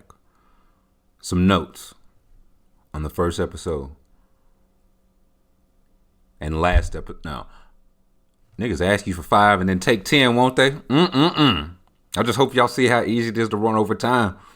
Y'all cut a little slack for the board when I be like, hey, I'm gonna try to keep this show this week to 11 seconds. And you look up and we at 1 hour and 29 minutes. So, something to consider. Second, can you run for president with felonies? I mean, I don't want to put Thomas' business out in the streets, you know what I'm saying? But, I mean, he got my vote if I can give it, you know what I'm saying? I know he got them charges cleared. He served his debt to society. And, I think the ideas I've heard are fine. So, I just need that question answered. That boy Scuba called in sick for the first day. Hey, you call in sick for the first day. Scandalous. What else I got? Leah's blocked. That's the only note I have there. Susan the British boy starting a podcast about beans on toast is not something I could see myself permitting. So I would definitely burn all this down and set all this shit on fire if there were any sort of toast and beans podcast, because I do not play that shit. Going forward, I was thinking, maybe I'll kick it around if you pair up in the Discord, you gotta be twos. I'll give a random group of twos a couple minutes. You send me something, we'll get it in the show. May bounce it around, like different twos, the same two, if people want the same two. If people don't want it at all, we'll see. So, yeah, that was a little something new. We're trying. And, yeah, let me know what let me and also a hurricane know what you think. Back to our regular scheduled program. What would be your starting 5 using only Kentucky players all time? And I had to think, is this for, do I want just my favorite team or, the best team? But either way, I settled on DeMarcus Cousins, Anthony Davis, Michael Kidd-Gilchrist, Devin Booker, Tyler Ulis. It was a close call leaving Nerlens off, but he my 6th man. I think those are just a combination of some of my favorites, my 5 or 6 favorites that have passed through. So, yeah, either favorites or best, either way, I'm rolling with them. Boogie, AD, MKG, D-Book, and Tyler Ulis. Next question. What's the most harsh block you've received when you shot your shot with a female? One, we don't call them that anymore. We call respectable ladies. Two, thanks for asking. Next question is, no, harsh. There was one came to mind. It's not even really harsh. It's kind of funny. It's not that damn funny. But I was somewhere. My cousin and I were at a club. So we're going to this nightclub. I'm not a nightclub person, right? I mean, it's like like a club in a small town. It ain't like a V Live or nothing. But he's like, come on, man. Like, I got this girl that's meeting me out there, and she got like her homegirls with. Like, I can't, you know what I'm saying? It's already me and her. I can't just pull up like with nothing for them. You know what I'm saying? So I was like, okay, I'll wingman with you. I'll go. So we get in there. He finds his respectable lady. I meet the friends, chatting it up with one of the friends. And a third person, this woman, she was not in their friend group, but she knew the girlfriends. Like, does that make sense? Like, she wasn't there with them, but she knew them, came up to talk to them, and was like, oh, I know you. She said that to me. I was like, uh-oh. And she like said how she knew me. I was like, oh, okay. Like it wasn't a bad thing. I was like, oh, okay. Like, I know you. I remember you. You know, good to see you. All that. And then I go back to talking to the friend I was talking to. And the friend that I was talking to was like, wait a minute. Are you so-and-so's brother? I said, geez. Geez is what I said. I said, yeah. I know your sister. I remember. My sister's 7 years older than me. She was like, I remember your sister. We used to be in the same Sunday school group. And I remember you were the little brother. You were the baby. Oh my gosh. I cannot believe that I'm this many years older than you. I cannot believe all that. And so I'm just like, oh, okay. So anyways, like I was saying, and she was just on and on like, yeah, your sister. So I couldn't figure out if that was, like, she wasn't saying like legit stuff. Like, she wasn't pulling shit out of mid-air. But I was like, listen, if you ain't want to, you know what I'm saying? If it wasn't working, you could have just said it wasn't working, right? You don't have to bring up my baby. You know what I'm saying? Come on now. I got half a beer in me, woman. I'm trying to dance. You know what I mean? So that wasn't so much harsh, just I guess odd. But the harshest one, this one hurt. Because I wasn't even trying to get on. You know what I'm saying? I remember I was this was in my younger days, man. Like, I don't like clubs, but I'm still like, hey, we going to a club. I'm like, man, come on, man. Don't nobody want to go to no bullshit ass club. Let me get my shoes. So we was at another club. I'm legit trying to get to the bathroom. And there's girls like dancing in the way of the bathroom. Right? So I'm walking up. Like, they're not moving. Right? Like, there's like people are just squeezing in around like behind them. They're just not moving, blocking the doorway. So I go like go to squeeze behind and get to the bathroom. I just had no, fellas. Go butt to butt there, huh? If you're in close quarters, just go butt to butt. You don't need to like rub all up on like a woman's shoulder, like oh, excuse me. There's no need for that. So I'm legit trying to get to the bathroom. As I get closer to her, she like turns around and sees me and just shakes her head no. Like, she thinks I'm like walking up on her trying to dance, and she's just shaking her head no, like Avon Barksdale in the car. And I was like, it's too loud. I couldn't explain. I was like, wait, bitch, I gotta pee. I don't want you. I gotta pee. So I use the bathroom. Steam coming out of my ears. But as I come back, I notice that our antagonist has a drink that she has set on the floor. So as I'm coming back through, Whoops. Man, I kicked that shit. It would have been good from 53 yards in Seattle, man. I don't know what somebody's Incredible Hulk went flying through the air.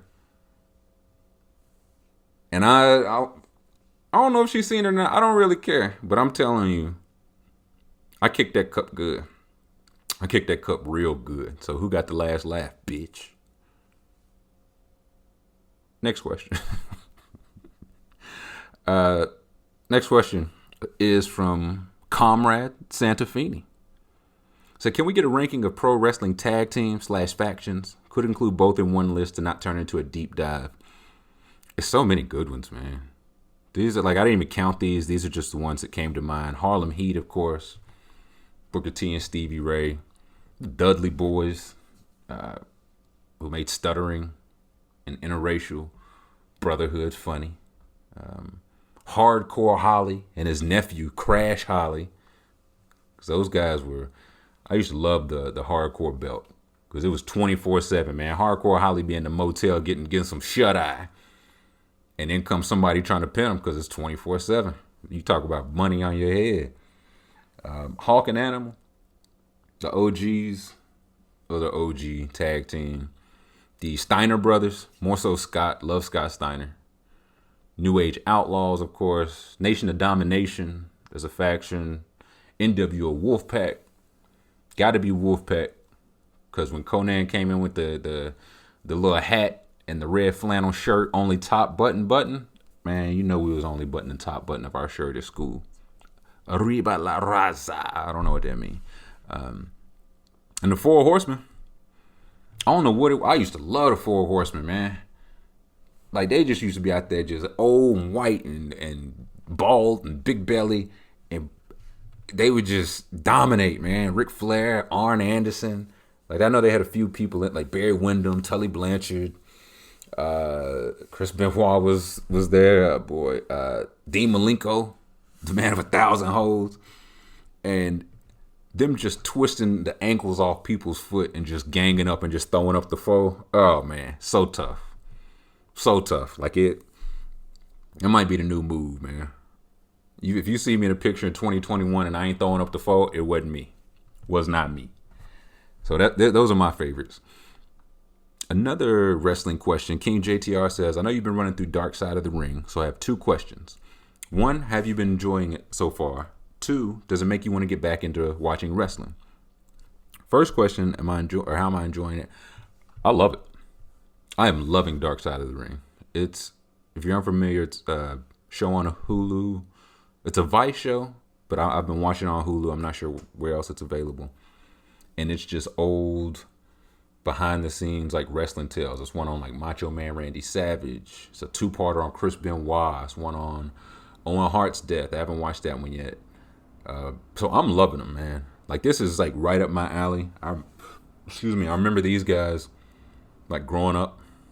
Like, I had an uncle who's really into wrestling, so that's how I know about like the wrestlers that were, it'd be wrestlers that was like champions when I was like 1, but I know about him because he had the toy and I got the toy when I was old enough, you know what I'm saying? So I'm playing with Doink the Clown and all that, but he wasn't one. I ain't really like Doink.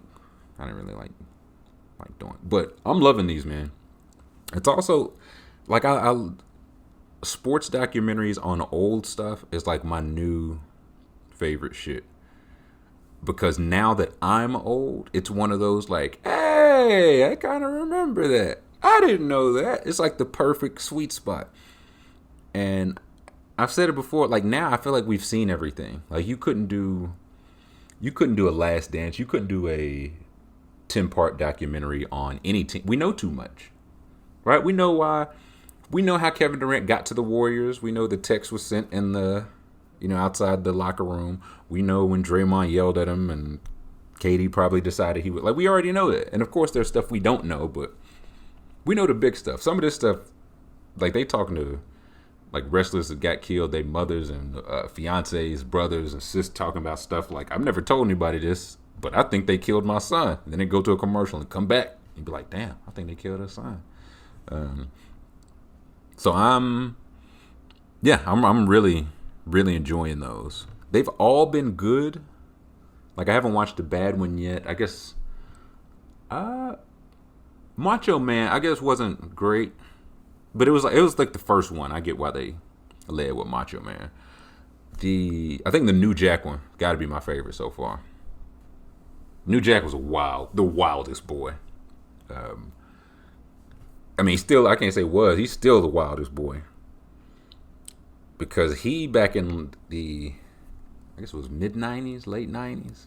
And he was I knew of New Jack at the time, but he was extreme, and I just didn't, I wasn't going to get to watch no extreme wrestling at home.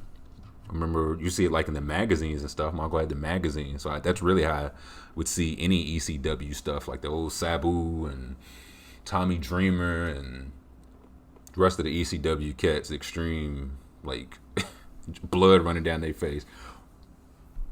But New Jack, he got in the interviews and he put a noose on a white baby. He was like, I got to give a shout out to O.J. Simpson. That's 2 more of them gone. Keep up the good work. I said, New Jack. Oh, my Lord. Him just pretty much trying to kill people in the ring. Like, there's a story in there, and I won't spoil there's so many stories. You couldn't spoil the New Jack, like, if you tried. But because of the way a match went previously, these guys wrestled again. And to New Jack's credit, he had a right to be mad. I won't say what he had a right to be mad about, but he had a right to be mad. And they were on top of, like, scaffolding, like the scaffolding in the arena, like up there with the banners, high as you could get. And they were supposed to do like a dive off. And the guy told New Jack, he's like, hey, man, I can't do this. And so New Jack had like a real life taser that he didn't tell the guy was bringing. He just tased him to shock him. And the guy was like, I can't feel my legs, Jack. And New Jack said, I mean, you're not going to need him anyway. Bombs away, and threw this man off the scaffolding. It was like 6 tables set up in the ring. So he was supposed to go through the ring. He didn't. He barely hit 1 table. He ended up dislocating his ankle and I think some minor injuries, but that was really it. But I think they said they were like 40 feet in the air. Like, if he didn't clip that last table in the part of the ring, he would have died. Like, just would have died. And they cut back to New Jack. And New Jack was like, what I was trying to do was throw him past the table so he would hit the concrete. And I didn't care if that motherfucker died right then and there. I said, New Jack, you can't say these things. But that's he a wild one, man. He a wild one. I'll just leave it at that. It's worth watching. Bruiser Brody, the Bruiser Brody one was a good one.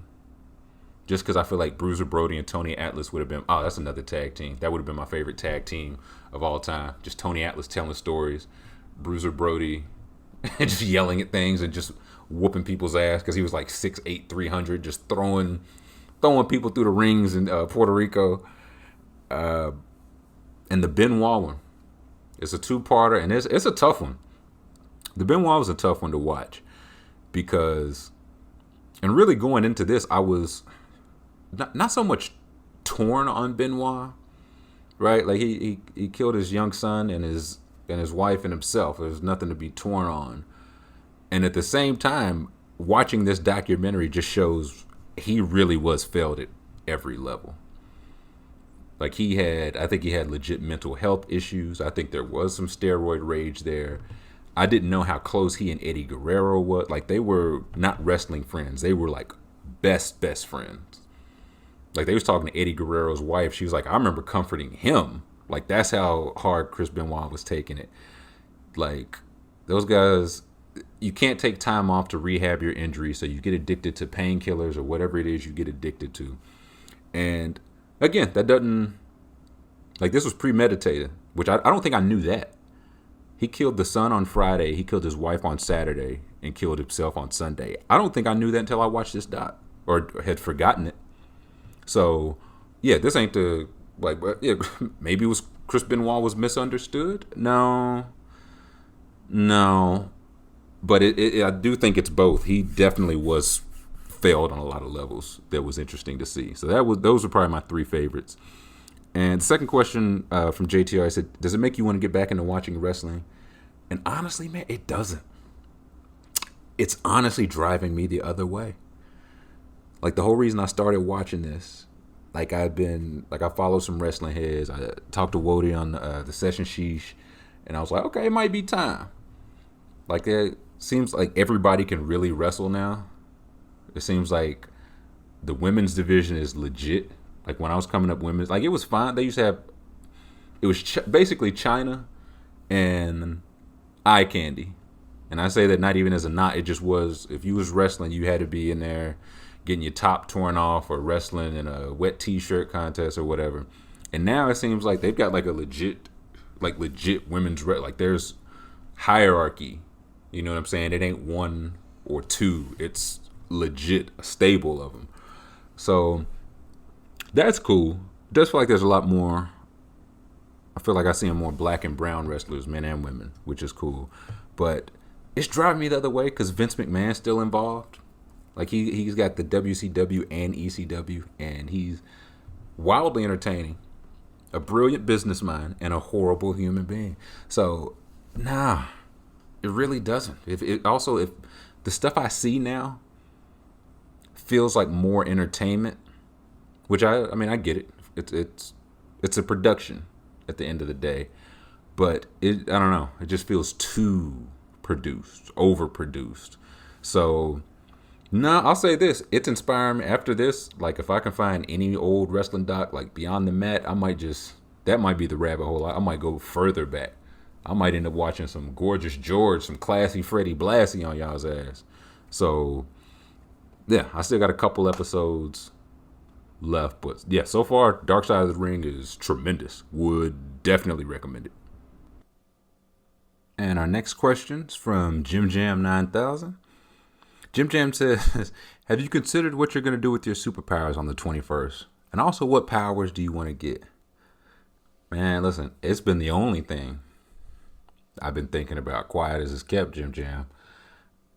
I ain't even really asking for much. I just want to be able to slide like Gumby. You know what I'm saying? That's it.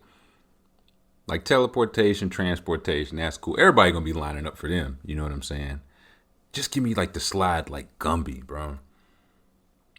I wonder if 14% of the people know who Gumby is or what like the Gumby slide is.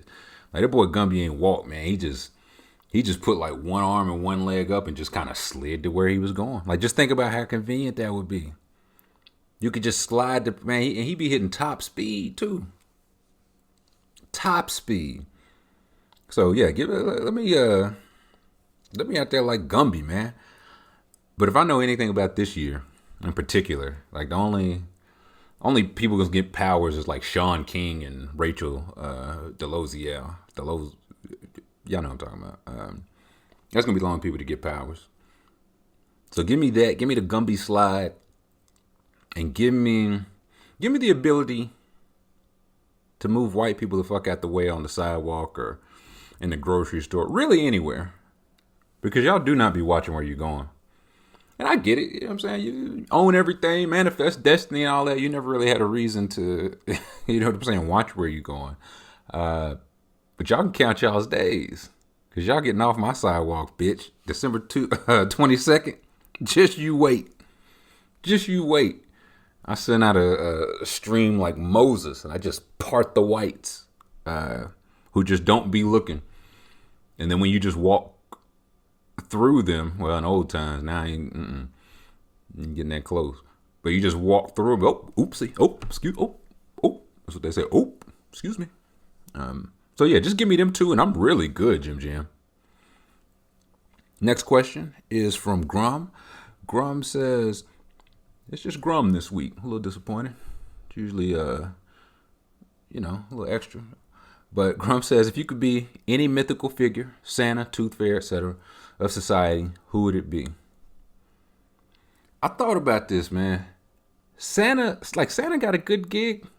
He really just worked one night a year, you know what I'm saying? But they be working the boy hard. I think it's just too much work. Too much work for Santa. It's a good payoff though. You know, no risk it, no biscuit. High stakes. Tooth Fairy feel like too much work for not enough pay. That's where it don't pay off. You gotta get a tooth. At least Santa gets some cookies and milk, a beer or something. You gotta go pick up a little bloody ass jagged tooth. And I don't even know what the serious question. If you got kids right now, what's the going fee for a tooth? What do you put under your kid's pillow right now? Right? I used to get like a quarter. But inflation though. Is it like a 5? Is it a 10? You just put like a gift card under there. You just Venmo your kid, and they just wake up with the receipt. Like, here's your confirmation number. The Tooth Fairy said, don't transfer it until Wednesday. So yeah, my choice. Give me Father Time, Grom, because he mythical, but he ain't mythical. You know what I'm saying? He's also got the easiest job. You know what I'm saying? The job kind of does itself.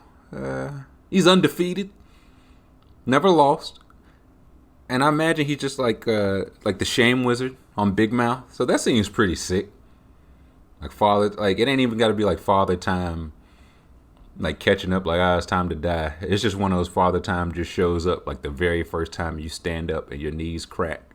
It's like you didn't expect that, did you? Or the first time you sleep wrong and wake up and your week is ruined. It's like, that's a bad back. You're done. And then I just leave. So let me be Father Time. I think that'd be pretty sick. Next question from Big T's. T says, what was the most down bad rock bottom you were mentally and or financially after finishing school, and had you turn the corner? Goddamn, T's. All right. Since we want to go to the abyss, this was 2015. Pretty much all of it, just 2015, but particularly the middle, like June through about October, the board was just down horrible.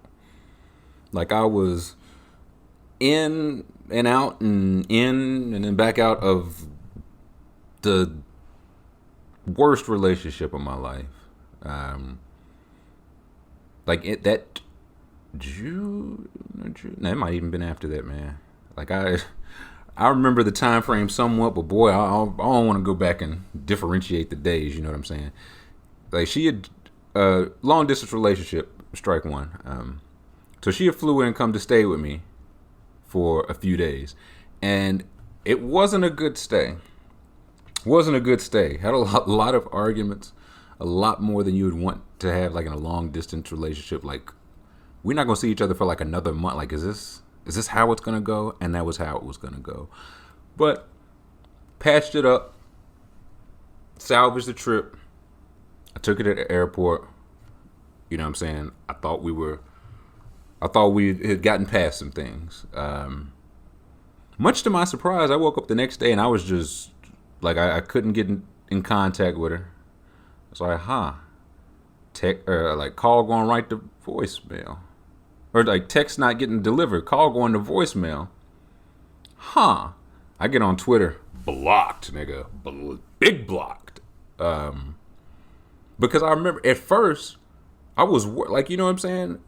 It don't say, hey, you've been blocked. It just go right to voicemail. And if like your text not sending, like maybe something with their phone, so I'm like, is she okay? Like we were still dating at this time. Then I go to Twitter, block. Oh, she's just fine. She is just fine. I was not ghosted like you read about.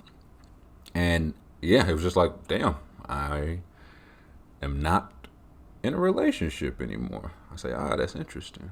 See, now this shit coming back. That was June, because I remember the exact day. In July, I was at work on a Saturday, and she called, and her name showed up, and I swear to God, it was the first time, like we hadn't had any contact since then. It'd been over a month, and it was the first time I was like, damn, Apple's slipping.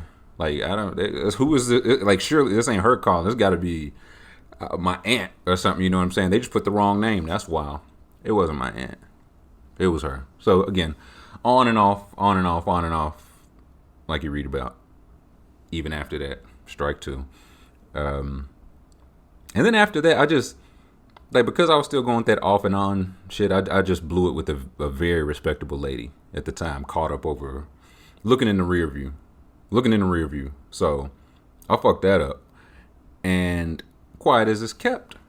This was 2015. If you'll go back and look, the text, like the one you thinking of right now, that she's just having a little sex, bro. I sent that.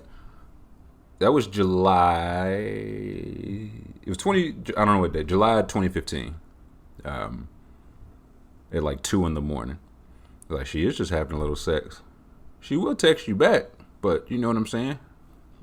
She got to finish, you know. So that was going on during.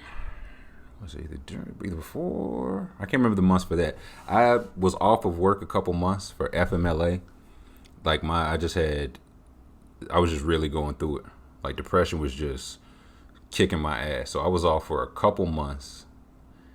And when I get back, we had a new manager. Like, the manager that hired me had retired. And she was just a gem of a lady. And got replaced with a manager. Like, I'm not even kidding. I think that man is a racist. And I don't say, like, I know that part's not shocking. But it's like legit, like, who are these people out here? You know what I'm saying? We know people are in the Klan, but nobody knows anybody in the Klan. I think this motherfucker was in the Klan. I'm not even kidding. So that wasn't fun. They had completely switched my shift. I was working 7 to 3. I remember that. I did not like getting there at 7, but I loved getting off at 3. You beat the Atlanta traffic. You had a lot of your day. So when I came back, they moved me to second shift, 3 to 11. I was working some third shift, that 11 to 7 a.m. I was on swing shifts where you might work second one day, you might work third one day, where you're on call. Like, really just, like, fucking with me. That's really the only way I could think of it. Like, just really fucking with me after I had just came back from my FMLA. And I remember my mom had called me. And I mean, it's I don't know. I say it now. I don't know how she knew, but looking back, it probably wasn't hard to tell. But she was like, she was like, I'm taking some time off and I'm going to come down there and stay with you. And I'm like, you know what I'm saying? I'm fine. No, you don't have to, you know what I'm saying? You don't have to do that. I'm fine. And she's like, yeah, I'm off 22nd through the 28th or whatever the day to her. I'm like, really? Like, you don't have to do that. Like, I'm fine. You know what I'm saying? I'm going through some stuff right now, but I'll be fine. Don't, like, if you're going to take your time off, like, take your time. Like, do it for you, right? Take you some vacation time. So don't do that for me. She was like, all right, I just booked it. You can pick me up the 22nd at 12. I say, yes, ma'am. What am I going to say? What am I supposed to say? So she came down. She stayed with me. Helped me a ton. And literally, I remember I took her back to leave. And the day she left and went back home, I walked into work and got fired. Like, it was no warning. It was like I wasn't on no type of, like, hey, man, you've had a couple strikes. Like, it was a thing where we had literally just done our reviews. I was like, I was good at my job. So, like, that wasn't it. And I remember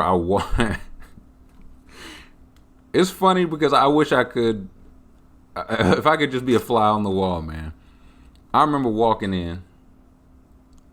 I put my lunch in, like, the refrigerator was in a separate room. Put my lunch in the refrigerator. Walked inside, or excuse me, I take that back. I walked into the room first, punched in, clocked in, or whatever. Then took my lunch, like, out to the refrigerator. As I'm coming back from putting my lunch in the refrigerator, here's the manager, like the main manager. I said, geez.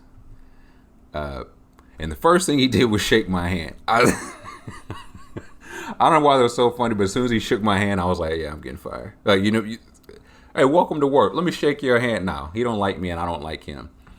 And we just never clicked. I don't know what started it, but I do remember the final straw. We were talking about. We were discussing. Like I was basically asking him like why he fucked my hours up, and I don't know. I said I didn't feel something or felt a way, and he was like, "No." He's like, "That's not true. I can't let you say that because of A, B, and C." And I said, "You don't get to decide how I feel." And after it was like a look in his eye, and I think right then and there I was cooked. Could I handled it different? Probably, but I don't regret anything I did. So he shake my hand. I'm like, ah, geez. And he was like, let's go upstairs for a minute. I said, okay. So we go upstairs to the conference room. He fired me. He handed me all this paperwork. He's just like, if you can just sign that, we could just, be on our way. And I was like, I got to go get my things. And he was like, don't worry about that. And then like a minute later, the assistant manager like brought up my stuff, like my backpack, all the stuff in her hands, and wouldn't even make eye contact with me. That's one of them. Is like, huh? Like I don't never have no misconceptions that management or assistant management is working for anybody but the company. But it was like, bet. So I got my stuff. He trying to get me sign all this paperwork, and I was basically like, what? Like I want a chance to read it. And he was like, no, you can go ahead. Like he was gonna sit there while I read. And I was like, nah, like I'm not. They offered me like a settlement, like paid me out for vacation. That's how I know I got fired over bullshit. They fire you over performance and offer you a settlement. Okay. But Georgia's an at-will state. They don't have to give you a reason for why they fire you. So I'm looking at all this stuff and I'm like, yeah, like I'm gonna need to read over this. And he was like, no, we need you to sign it right now. And I was like, if I'm fired, like what happens if I don't sign it now? You know what I'm saying? What? He's like, well, you don't get the settlement. I was like, I don't have a settlement now. You know what I'm saying? I'm not, if I don't get it, I don't get it. I'm not signing though. So I didn't sign nothing. And it was a good idea by me. I would, if you're ever in that situation, don't sign nothing. If you getting fired, what are they going to do, man? Y'all going to fire me again? Y'all going to hire me and then cut my hours again? Fuck you. So I got fired. And he was like going to walk me out. I had to go walk back and get my lunch. I ain't get to tell like nobody bye or nothing. I remember I had literally just interviewed for a job in another department. I was like, let me just see if I can get out of this department. And the interview went well. And I know it went well because you have to be approved to be released for the interview. And I was approved because they couldn't turn me down for the interview because, again, I was good at my job. They had no reason to turn me down that way. But that interview went well. The friend that got me the interview was like, a couple of days, was like, yo, what happened? It was like, I asked, was like, how your interview went? They were like, it went well. We went to send him like a follow-up email to show he don't work for the company no more. And I was like, well, that's accurate. So I get fired. I go outside and I'm just sitting in my car, man. Just sitting in my car. It ain't no feeling like driving into work and getting fired. It's supposed to be at like 3. So I'm back outside like 3:07. Didn't take long. And not even kidding. I just sat in my car with a gun in my hand for an hour. And I was like, this is it. Like, this is it. I was ready to end it right then and there. And I don't know how, like I can't say it came on like, like, and the radio randomly cut on. But I was listening to music, and I'll never forget Future's Never Gonna Lose started playing. And I played that, and after it was in, I played it again. And I played it again. And I legit, I think by the time I'd set, like, traffic was starting. Traffic don't start till like 4. I'd sat there that long with a gun in my hand, thinking about how my family gonna get my car back. Like, if I shoot myself in my car, they ain't gonna be able to sell it for no money. I'm gonna have to do this elsewhere. And so I listened to Never Gonna Lose for an hour and was like, listen, I ain't saying I ain't going out like that, but I ain't going out like that today. So after that, I'm just unemployed. Like, I wish I had like some bounce back. And do you know what? I walked out of there and I met Barack Obama. No, I was just unemployed. I was unemployed for over a calendar year. So, like, I still remember applying to I just set a thing in my head. I was like, I'm applying to 10 jobs every day, 7 days a week, applying to 10 jobs every single day for 5, 6, 7 months straight and not getting shit, not even a interview, not even a call back for a preliminary interview. So I'm on unemployment. That shit wasn't enough. I'm on food stamps. That shit wasn't enough. Or EBT, whatever. I guess EBT is the correct way now. There aren't any physical stamps. But I still got that, like the Georgia EBT card. I got that on my refrigerator right now. A magnet got that to my refrigerator right now because it's just a reminder that shit was not that long ago. Right? I could always be back there.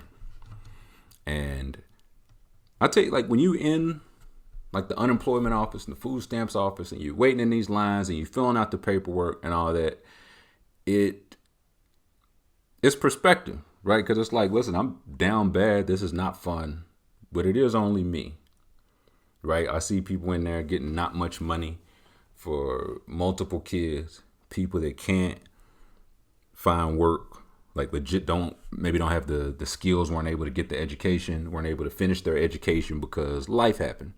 You know what I'm saying? So it gave me some perspective there. But no, that food stamp card, that'll stay on my fridge probably forever. It's just a reminder, like, hey man, it wasn't that long ago. You can always go back. Like ain't nobody exempt from that. So how did I turn the corner? Bro, when I do it, I will let you know. And I say that not in jest. Like my life looks a lot different now than it did then. And so the thing that I usually tell people is like, I'm not going to tell you that life gets better. I'm not going to lie to you. That would be a bold lie. But I can guarantee if you do the things that you are supposed to do, if you handle your business, and again, that whatever that means to you, do what you're supposed to be doing. Life don't get better, but you do. And what I mean by that is, like every year, the defensive ends in the NFL, they go from 250 to 260, 270, 280. They're benching 300 and 400 and 500. Their 40 time is going from 4.5 to 4.3 to 4.2. You know what I'm saying? Aaron Donald's getting better. Myles Garrett, Danielle Hunter. These guys are getting better. They're not getting any slower or any weaker by the year. Okay? Does this make any sense? That's life, okay? Aaron Donald is life in this analogy. Aaron Rodgers or Tom Brady, Drew Brees, whoever, right? You just step up in the pocket. Like, you know what I'm saying? Life not rushing you any less hard, like because you're going through a hard time.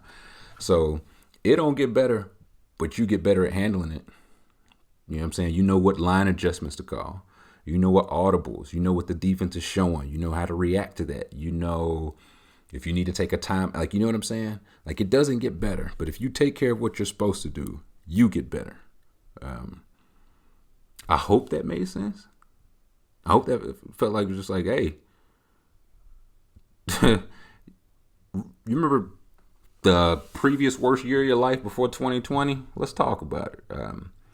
But yeah, next question from that Duff guy, Pat. Pat says, I know you mentioned a teacher in college who had a real influence on you and helped you get through school.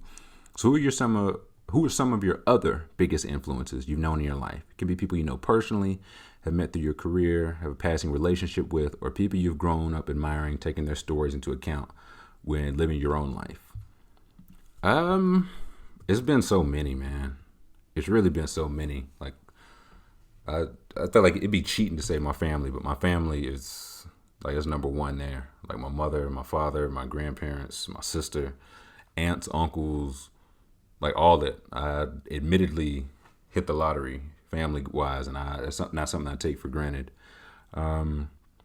Outside my friend's mother that passed last week, that I spoke about on last week's show, and a lot of y'all said a lot of very nice things. I appreciate that. Thank you truly. But she was one of those people.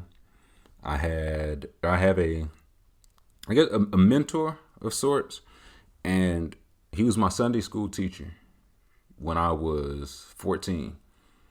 And like we still talk in text. I hadn't seen him in a while because life, but he texted me the other day. It's like, man, where the hell Harden going? Like what's what's going on? And he influenced me. He like was not a big guy. Like and to this day, I still don't think I've ever heard him like curse or raise his voice or like get upset or any of that. But he always had control of the conversation. Always. Like he's a lawyer, and so you, like if you know any law, you know how you put that law speak on you. But it was just like 14-year-olds in Sunday school don't want to be there, so we just trying to pick holes in everything that he's saying, right? But he, like that smooth lawyer talk, he basically let us walk ourselves into our own grave and then bury us, like admitting our own faulty logic. And I appreciated that. Like he was always in control, but again, it was never like a power trip, right? He was never a power trip, but he was in control. But he also taught me about like paying it forward. He would just do stuff and be like, yeah, man, I'll pay you back. And he would tell us every single time. I can hear it in his voice. Don't pay it back, pay it forward. And I didn't know what that meant for the longest. And now I see. Like when I made the donations to RIP medical debt, like on our behalf, on every single one, like because I had to break it up, I put from the fund report, pay it forward. That's what I put on every single one. Because ideally, right, like we were able to, yeah, we did that shit. You know what I'm saying? That medical debt's out of there. If somebody gets that note that their debt's been canceled, don't pay that back to us. Pay that forward. You see what I'm saying? Pay that forward to somebody else who needs that. Let's keep that moving. So he definitely influenced me there. I'm trying to think. Barry Sanders. Not even kidding. Barry Sanders, Barry Larkin. Two of my two favorite athletes in those sports. Like just dominant at their sport. Like Hall of Famers, but humility. Like not fake modesty. They weren't playing anything down. It's just, you know what I'm saying? It's just the way they were. So I would say I was influenced by that. Malcolm X, just like the ability what somebody can overcome and change in their life if they're really willing to put in the work. Dave Chappelle, Patrice O'Neal. Like I think Chappelle influenced me by just learning to think about something from a lot of different angles, right? Learning to admit when you're wrong, even if you don't apologize for it, but admitting when you're wrong. Patrice taught me a lot, and looking back now, I can say a lot of it was rooted in misogyny, but looking back, I think that helped me see like the other side of it, right? Because there's a time I thought like that too, and you get older and you understand how it doesn't add up. So it helped me see all the sides of that. So Patrice influenced me. Gosh, every horrible manager I ever had taught me what not to do, how not to treat people. Like I remember I had an assistant manager tell me she was gonna come to my desk and kill me. She was so mad at me. And I said, "Why does this make you so upset?" And she just hung up the phone. And then I had to go to her office. I got in trouble. I ain't threatened to kill nobody. I just said, "Why does this make you so upset?" And we had to have like a meeting with like another person in the room, like not even mediator, but just like we couldn't even close the door. It was one of those like, we don't want no misconceptions. I was like, she said she gonna kill. Like I don't even need to be here. But yeah, they all taught me something, or influenced me, I should say. There was an older lady at that same job that would always just pull. I was gonna say all the young people. I know for a fact the young black men there. It was just not a place where young black men were gonna progress. And she would just pull us aside and encourage us. So she influenced me. My therapist, like both of them. My therapist now, I had an older therapist before this one, before I got fired, lost my insurance. They both influenced me. So I've had quite a bit. Like You can draw. I think you can draw influence from a lot of people. Whether you, like you said, you see him, you know him in passing, you know him personally. Some of these people I know intimately. Some of these people I've never met. Some of these people are dead. Some of these people I hate their guts and can't wait till they die. Like the manager that fired me, boy, oh boy. Just every once in a while, I just search the obituary. You know what I'm saying? Every once in a while. And one day that motherfucker's gonna die. And I'll tell you this, I'm not a karma guy. I don't believe in that. But I'll say this, I was fired, and since I've been fired from that company, that entire department was dissolved. Like they outsourced a lot of it, like directly because of his mismanagement. And I know it because there's probably two people I would say I would call like friends there, and I still talk to them same two, and they were able to like transfer and get out, and they were like, that department closed down. Like if you couldn't find another job, you got laid off.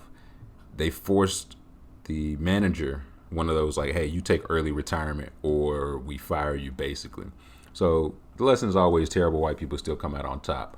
But yeah, like that department dissolved. A lot of people that I ain't even saying that you gotta fight for me. I can fight for me, but if you you can't even look me in your eyes and you going through with this because Dr. KKK don't like it. So fuck that guy. But yeah, all those, and I feel like it's 100 more, man. I could probably list 50 more people that's had influences on me, but those were the main ones that came to mind. And next question comes from Rare. Rare says, I'm moving out into my first apartment in a couple months from Indianapolis to New York City. What's a necessity for the first place that I likely wouldn't think about? I really did try to think, and I wish I had like a good like hidden one for you. Like, don't forget to get an Allen wrench. It can prop up your bed and also toast your bread and all that stuff. But a couple that I would just say, and this was my number one, the rest are in no order, but my number one would be my number one recommendation.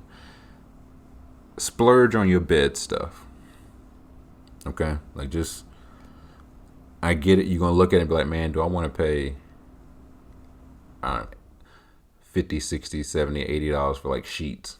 I can get them for like $4. You can. But you're spending a lot of time there, man. Don't skimp on your mattress, your bedding, your pillows, blankets, nothing. Like you're spending a lot of your time there. You're also going to it every day. Right? Every single day. So don't skimp there. Get you extension cord. It's just one of those things like, oh my God, I thought this would reach. It's not going to reach. Get you an extension cord, power strip, probably a couple of them. I tried to think of things like get you a good plunger, a good vacuum, a good can opener, a good wine opener. One of those things like if you buy it right, you only have to buy it once. You know what I'm saying? It's like, okay, yeah, let me get a shitty $1 can opener. And you wonder why it breaks. You have to go buy another one. No, just pay $5 for the nice one and you will never have to worry about it ever again. If you buy it right, you only buy it once. Buy it right, buy it once is what Whisker says. I would say, I think I would don't splurge on like pots and pans and all that. They do the same thing. And now you can literally get like 156 set of cookware for like $8. Everybody got their own brand. If you're willing to get the Rachel Ray's little sister brand, which it cook all the same, daddy.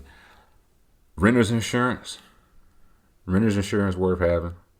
Most insurance, all insurance is a scam, but this is one worth having. And the thing I would say, just make it your space, man. Make it your space. And it was something, maybe you wouldn't think about it. Maybe you would. You're like, yeah, it's going to be my space. Of course, I'll be there. I'm paying for it, all that. But what I mean by that is, like, make it feel home for you, right? If you want to, like, if you're going to be there for a little bit and, it's cool with your renter or whatever you're doing, paint the walls if you want to. You know what I'm saying? Put that art up. Get some art and put it up. Don't let just anybody in, right? Everybody shouldn't have access to your space like that. You know what I'm saying? Like I've lived in the place I'm in now, and I kept the wall. As y'all see, the walls was bare as shit. It was really a thing. I didn't even notice it until I go to do like an interview or talk to somebody. And it's like, huh? They got the jersey of every team they ever played for, and I just got like white wall. So make it your own, man. I would say just make it. That's the biggest thing I would say. But also splurge on the bed stuff. Just hear me now, believe me later on that one. Next question. What's your ideal college football playoff structure? Lots of people have advocated for expanding to 8 teams. I've also seen a 6-team structure that gives a spot to each Power 5 champ and the 6th spot to the last remaining ranked team. That's the one I'm in on. I like the 6-team structure. I think four is too few. 8 is too many, but I like 6. Right? Like your top 2 get a bye. And, if you're Alabama, Ohio State, Clemson, whoever, and you go through the season 13-0, win your conference championship, you should get a bye. So you get a bye, the Power 5 champions, and then that 6 seed is like the wild card, either like the UCF that went undefeated, or, whatever team loses the SEC title game. Right? Like if their only loss was to Alabama, the SEC title game, they should be in. So I like the 6. I like the 6. 4 against too few. 8, way too many. There's just not 8 championship caliber teams.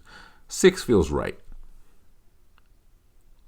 Next question from JHam77 says, based off this tweet, which would you say is your most valuable tweet, or which tweet would it cost the most for you to let go? And the tweet in question is from Zoe Scammon. Says, what if you could buy a tweet? Well, now you can. Cent are making it possible for you to make an offer to your favorite tweeter for your favorite tweet using cryptocurrency. You then own it as a piece of digital art. And I'm not going to read through it, but it says, tweets are valuable. Twitter's made billions of dollars off of them. But how much have the original authors of those tweets made? Or the people that liked and retweeted them? 0. So they're releasing a thing like valuables. You can think of it like buying a signed baseball card from your favorite Twitter account. There's only one unique signed version of the tweet, and if the creator agrees to sell, you can own it forever. If you stumble on the pure gold on Twitter, make an offer to buy it with the creator's autograph. So it goes back to the question.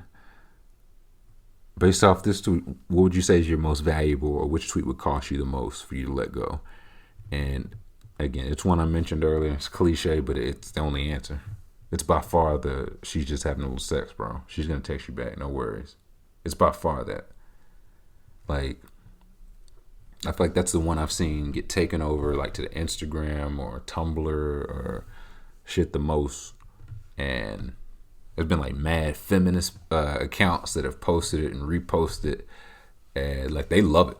They're like, yes, queen, her pussy, her power, and all that stuff. So women of all races really like that tweet, and men of all races really don't like that tweet.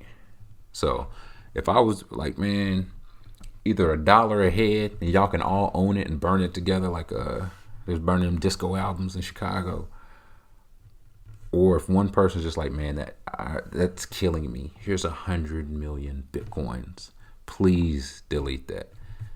Like if I charged $1 a head, man, I could retire a billionaire. I said it earlier. If I start doing that, taking bread to delete tweets, you're going to look up Forbes, richest man. It's going to be Bezos, it's going to be Gates, and it's going to be Trilly Whiskers. Made my fortune off deleting tweets that I said that made people feel bad. I made $187 billion. Again, about that tweet. Again, I tweeted at like 2 a.m.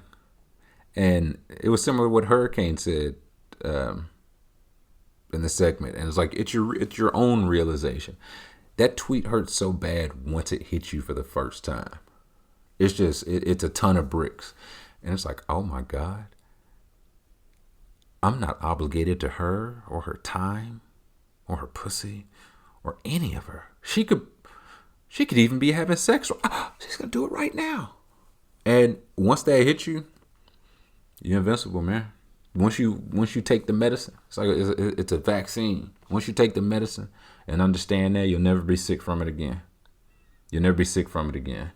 So yeah, just understand that she busy right now. She gonna clean up. She gonna take that Uber back home. She gonna take you back. Just don't fret. Just don't fret. Is my advice.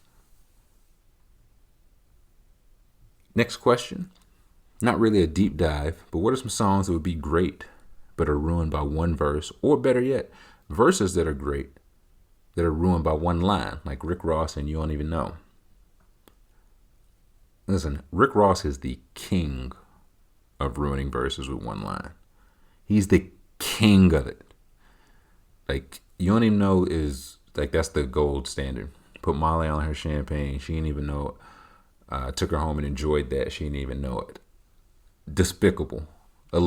Illegal. And just I cannot believe that he just fit that in there around an otherwise flawless verse. Because that's a perfect song aside from that. He skates. It's like, hey, man, I had a perfect game going. Aside from the time I threw a pitch into the crowd and killed an entire family. Outside that, I had a perfect game going. But that's up there. Listen, I only looked up Rick Ross, and I know I'm missing some. Rick Ross has multiple references to Trayvon Martin in his rap, and not in like a R.I.P. way. Like in the song, Black and White. Nigga black, but he's selling white. And he says, Trayvon Martin, I'm never missing my target. Bitch niggas hating. Tell me it's what I'm parking. Wingstop owner. Lemon pepper aroma. And that's just one of the Trayvon Martin lines. Like, Let Me See song with Usher, another banger, aside from this line. He says, I had a valet park it, Chanel hoodie on, looking like Trayvon Martin, George Zimmerman, I'm wanted. Why? Just why, Rick? Just answer me. Just why? Just why? Why? But he's not there. He's not done there. You go to Sanctified. He said he's a major Coke figure. He's the fresh David Koresh. I get, wordplay, fresh Koresh. But you mean, just so we're clear, David Koresh, the guy that ran the cult and was raping young girls and physically abusing children? That David Koresh? The very same? So, again, that was, 3 or 4 by Ross alone. I know I missed some. He needed an editor, man, because he's legit like one bar away from some legit classics. And the last question for this week, if you could pair each member of Outkast with a different Atlanta rapper, past or current, who would it be? Example, like Andre and Lil Baby, Big Boy and Future. Anthony Edwards is, of course, eligible. I mean, of course, duh. That's a good question. I like this one. Give me Andre 3000 and Young Thug, man. Let's patch this beef up. Y'all see that a couple weeks ago? T.I. was on his podcast talking to Young Thug. And Thug was basically saying, like, 3000 is, I guess, like Hollywood. Thug is basically like, hey, when I call Big Boy, when I call somebody else, I get them on the phone. Like, hey, it's Thug. I'm coming through. Let's work. And they work. He's like, you call Andre 3000, you get his secretary, assistant. And they got to schedule a time. You got to find all that. Thug don't operate like that. Thug operates on the, I'm about to pull up, let's make an album. But Andre don't operate on that. He operate on the, okay, cool, let's set it up. We can make this happen, but let's set it up. So let's patch that up. Let's patch that up. Andre 3K and Young Thug. Then for Big Boy, give me a Lil Baby. I think the difference in their flow, like Big Boy's got the deep voice, Baby's got the high pitch. Baby can do the singing, the hooks and stuff. They both got crazy flows. So give me, those two. And not technically a member of Outkast, but Organized Noise pretty much produced. I think they did produce every single one of their albums. So give me them And 21 Savage, man. I'd like to hear him over a good bit of that organized noise production. Feels like a contrast, but it's one of those like once 21 catch the pocket on one of them beats, man, that's a done deal. So those were my 3 link ups. That'll do it for this week, man.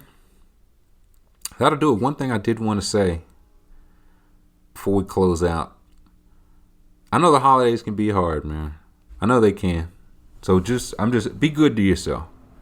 Just be good. That's all I'm asking. Whatever it is over the next week, we'll talk again before and around Christmas. Just be good to yourself.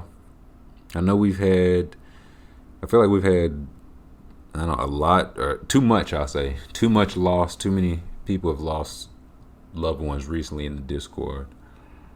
And a thing I said that I'd like to say here is just a thing that helps me cope with like grief, mourning, missing somebody, is for every time I find myself sad about that person, I have to remember a good memory. I have to, okay? And it doesn't take away the sad. It don't even numb it or cancel it out or none of that, of course. But it is a thing you realize how many more good memories you have, and you're gonna chuckle depending on what the memory is. You're gonna have a chuckle in between the tears, and the good memories, those are the ones, those don't fade.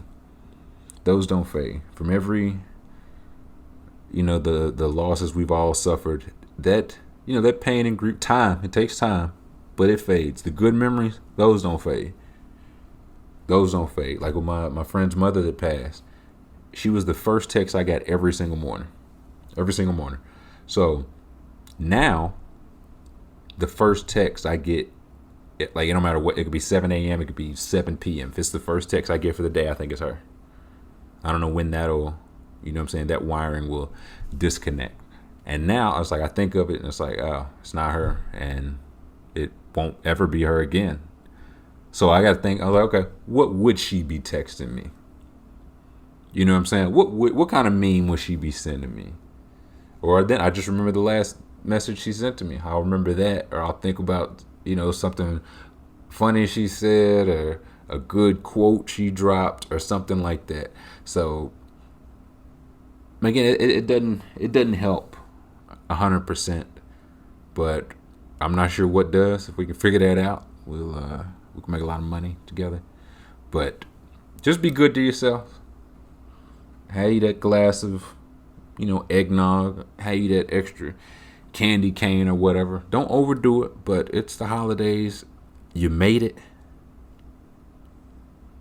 You're still, like, we in round 11 of 12. We've been getting our ass kicked for 11 rounds. But the 2020 fight's almost over. It's almost over. So, be good to yourself. Take care of yourself. Tell your people you love them. Wash your hands. Wear your mask. And we will catch you next week.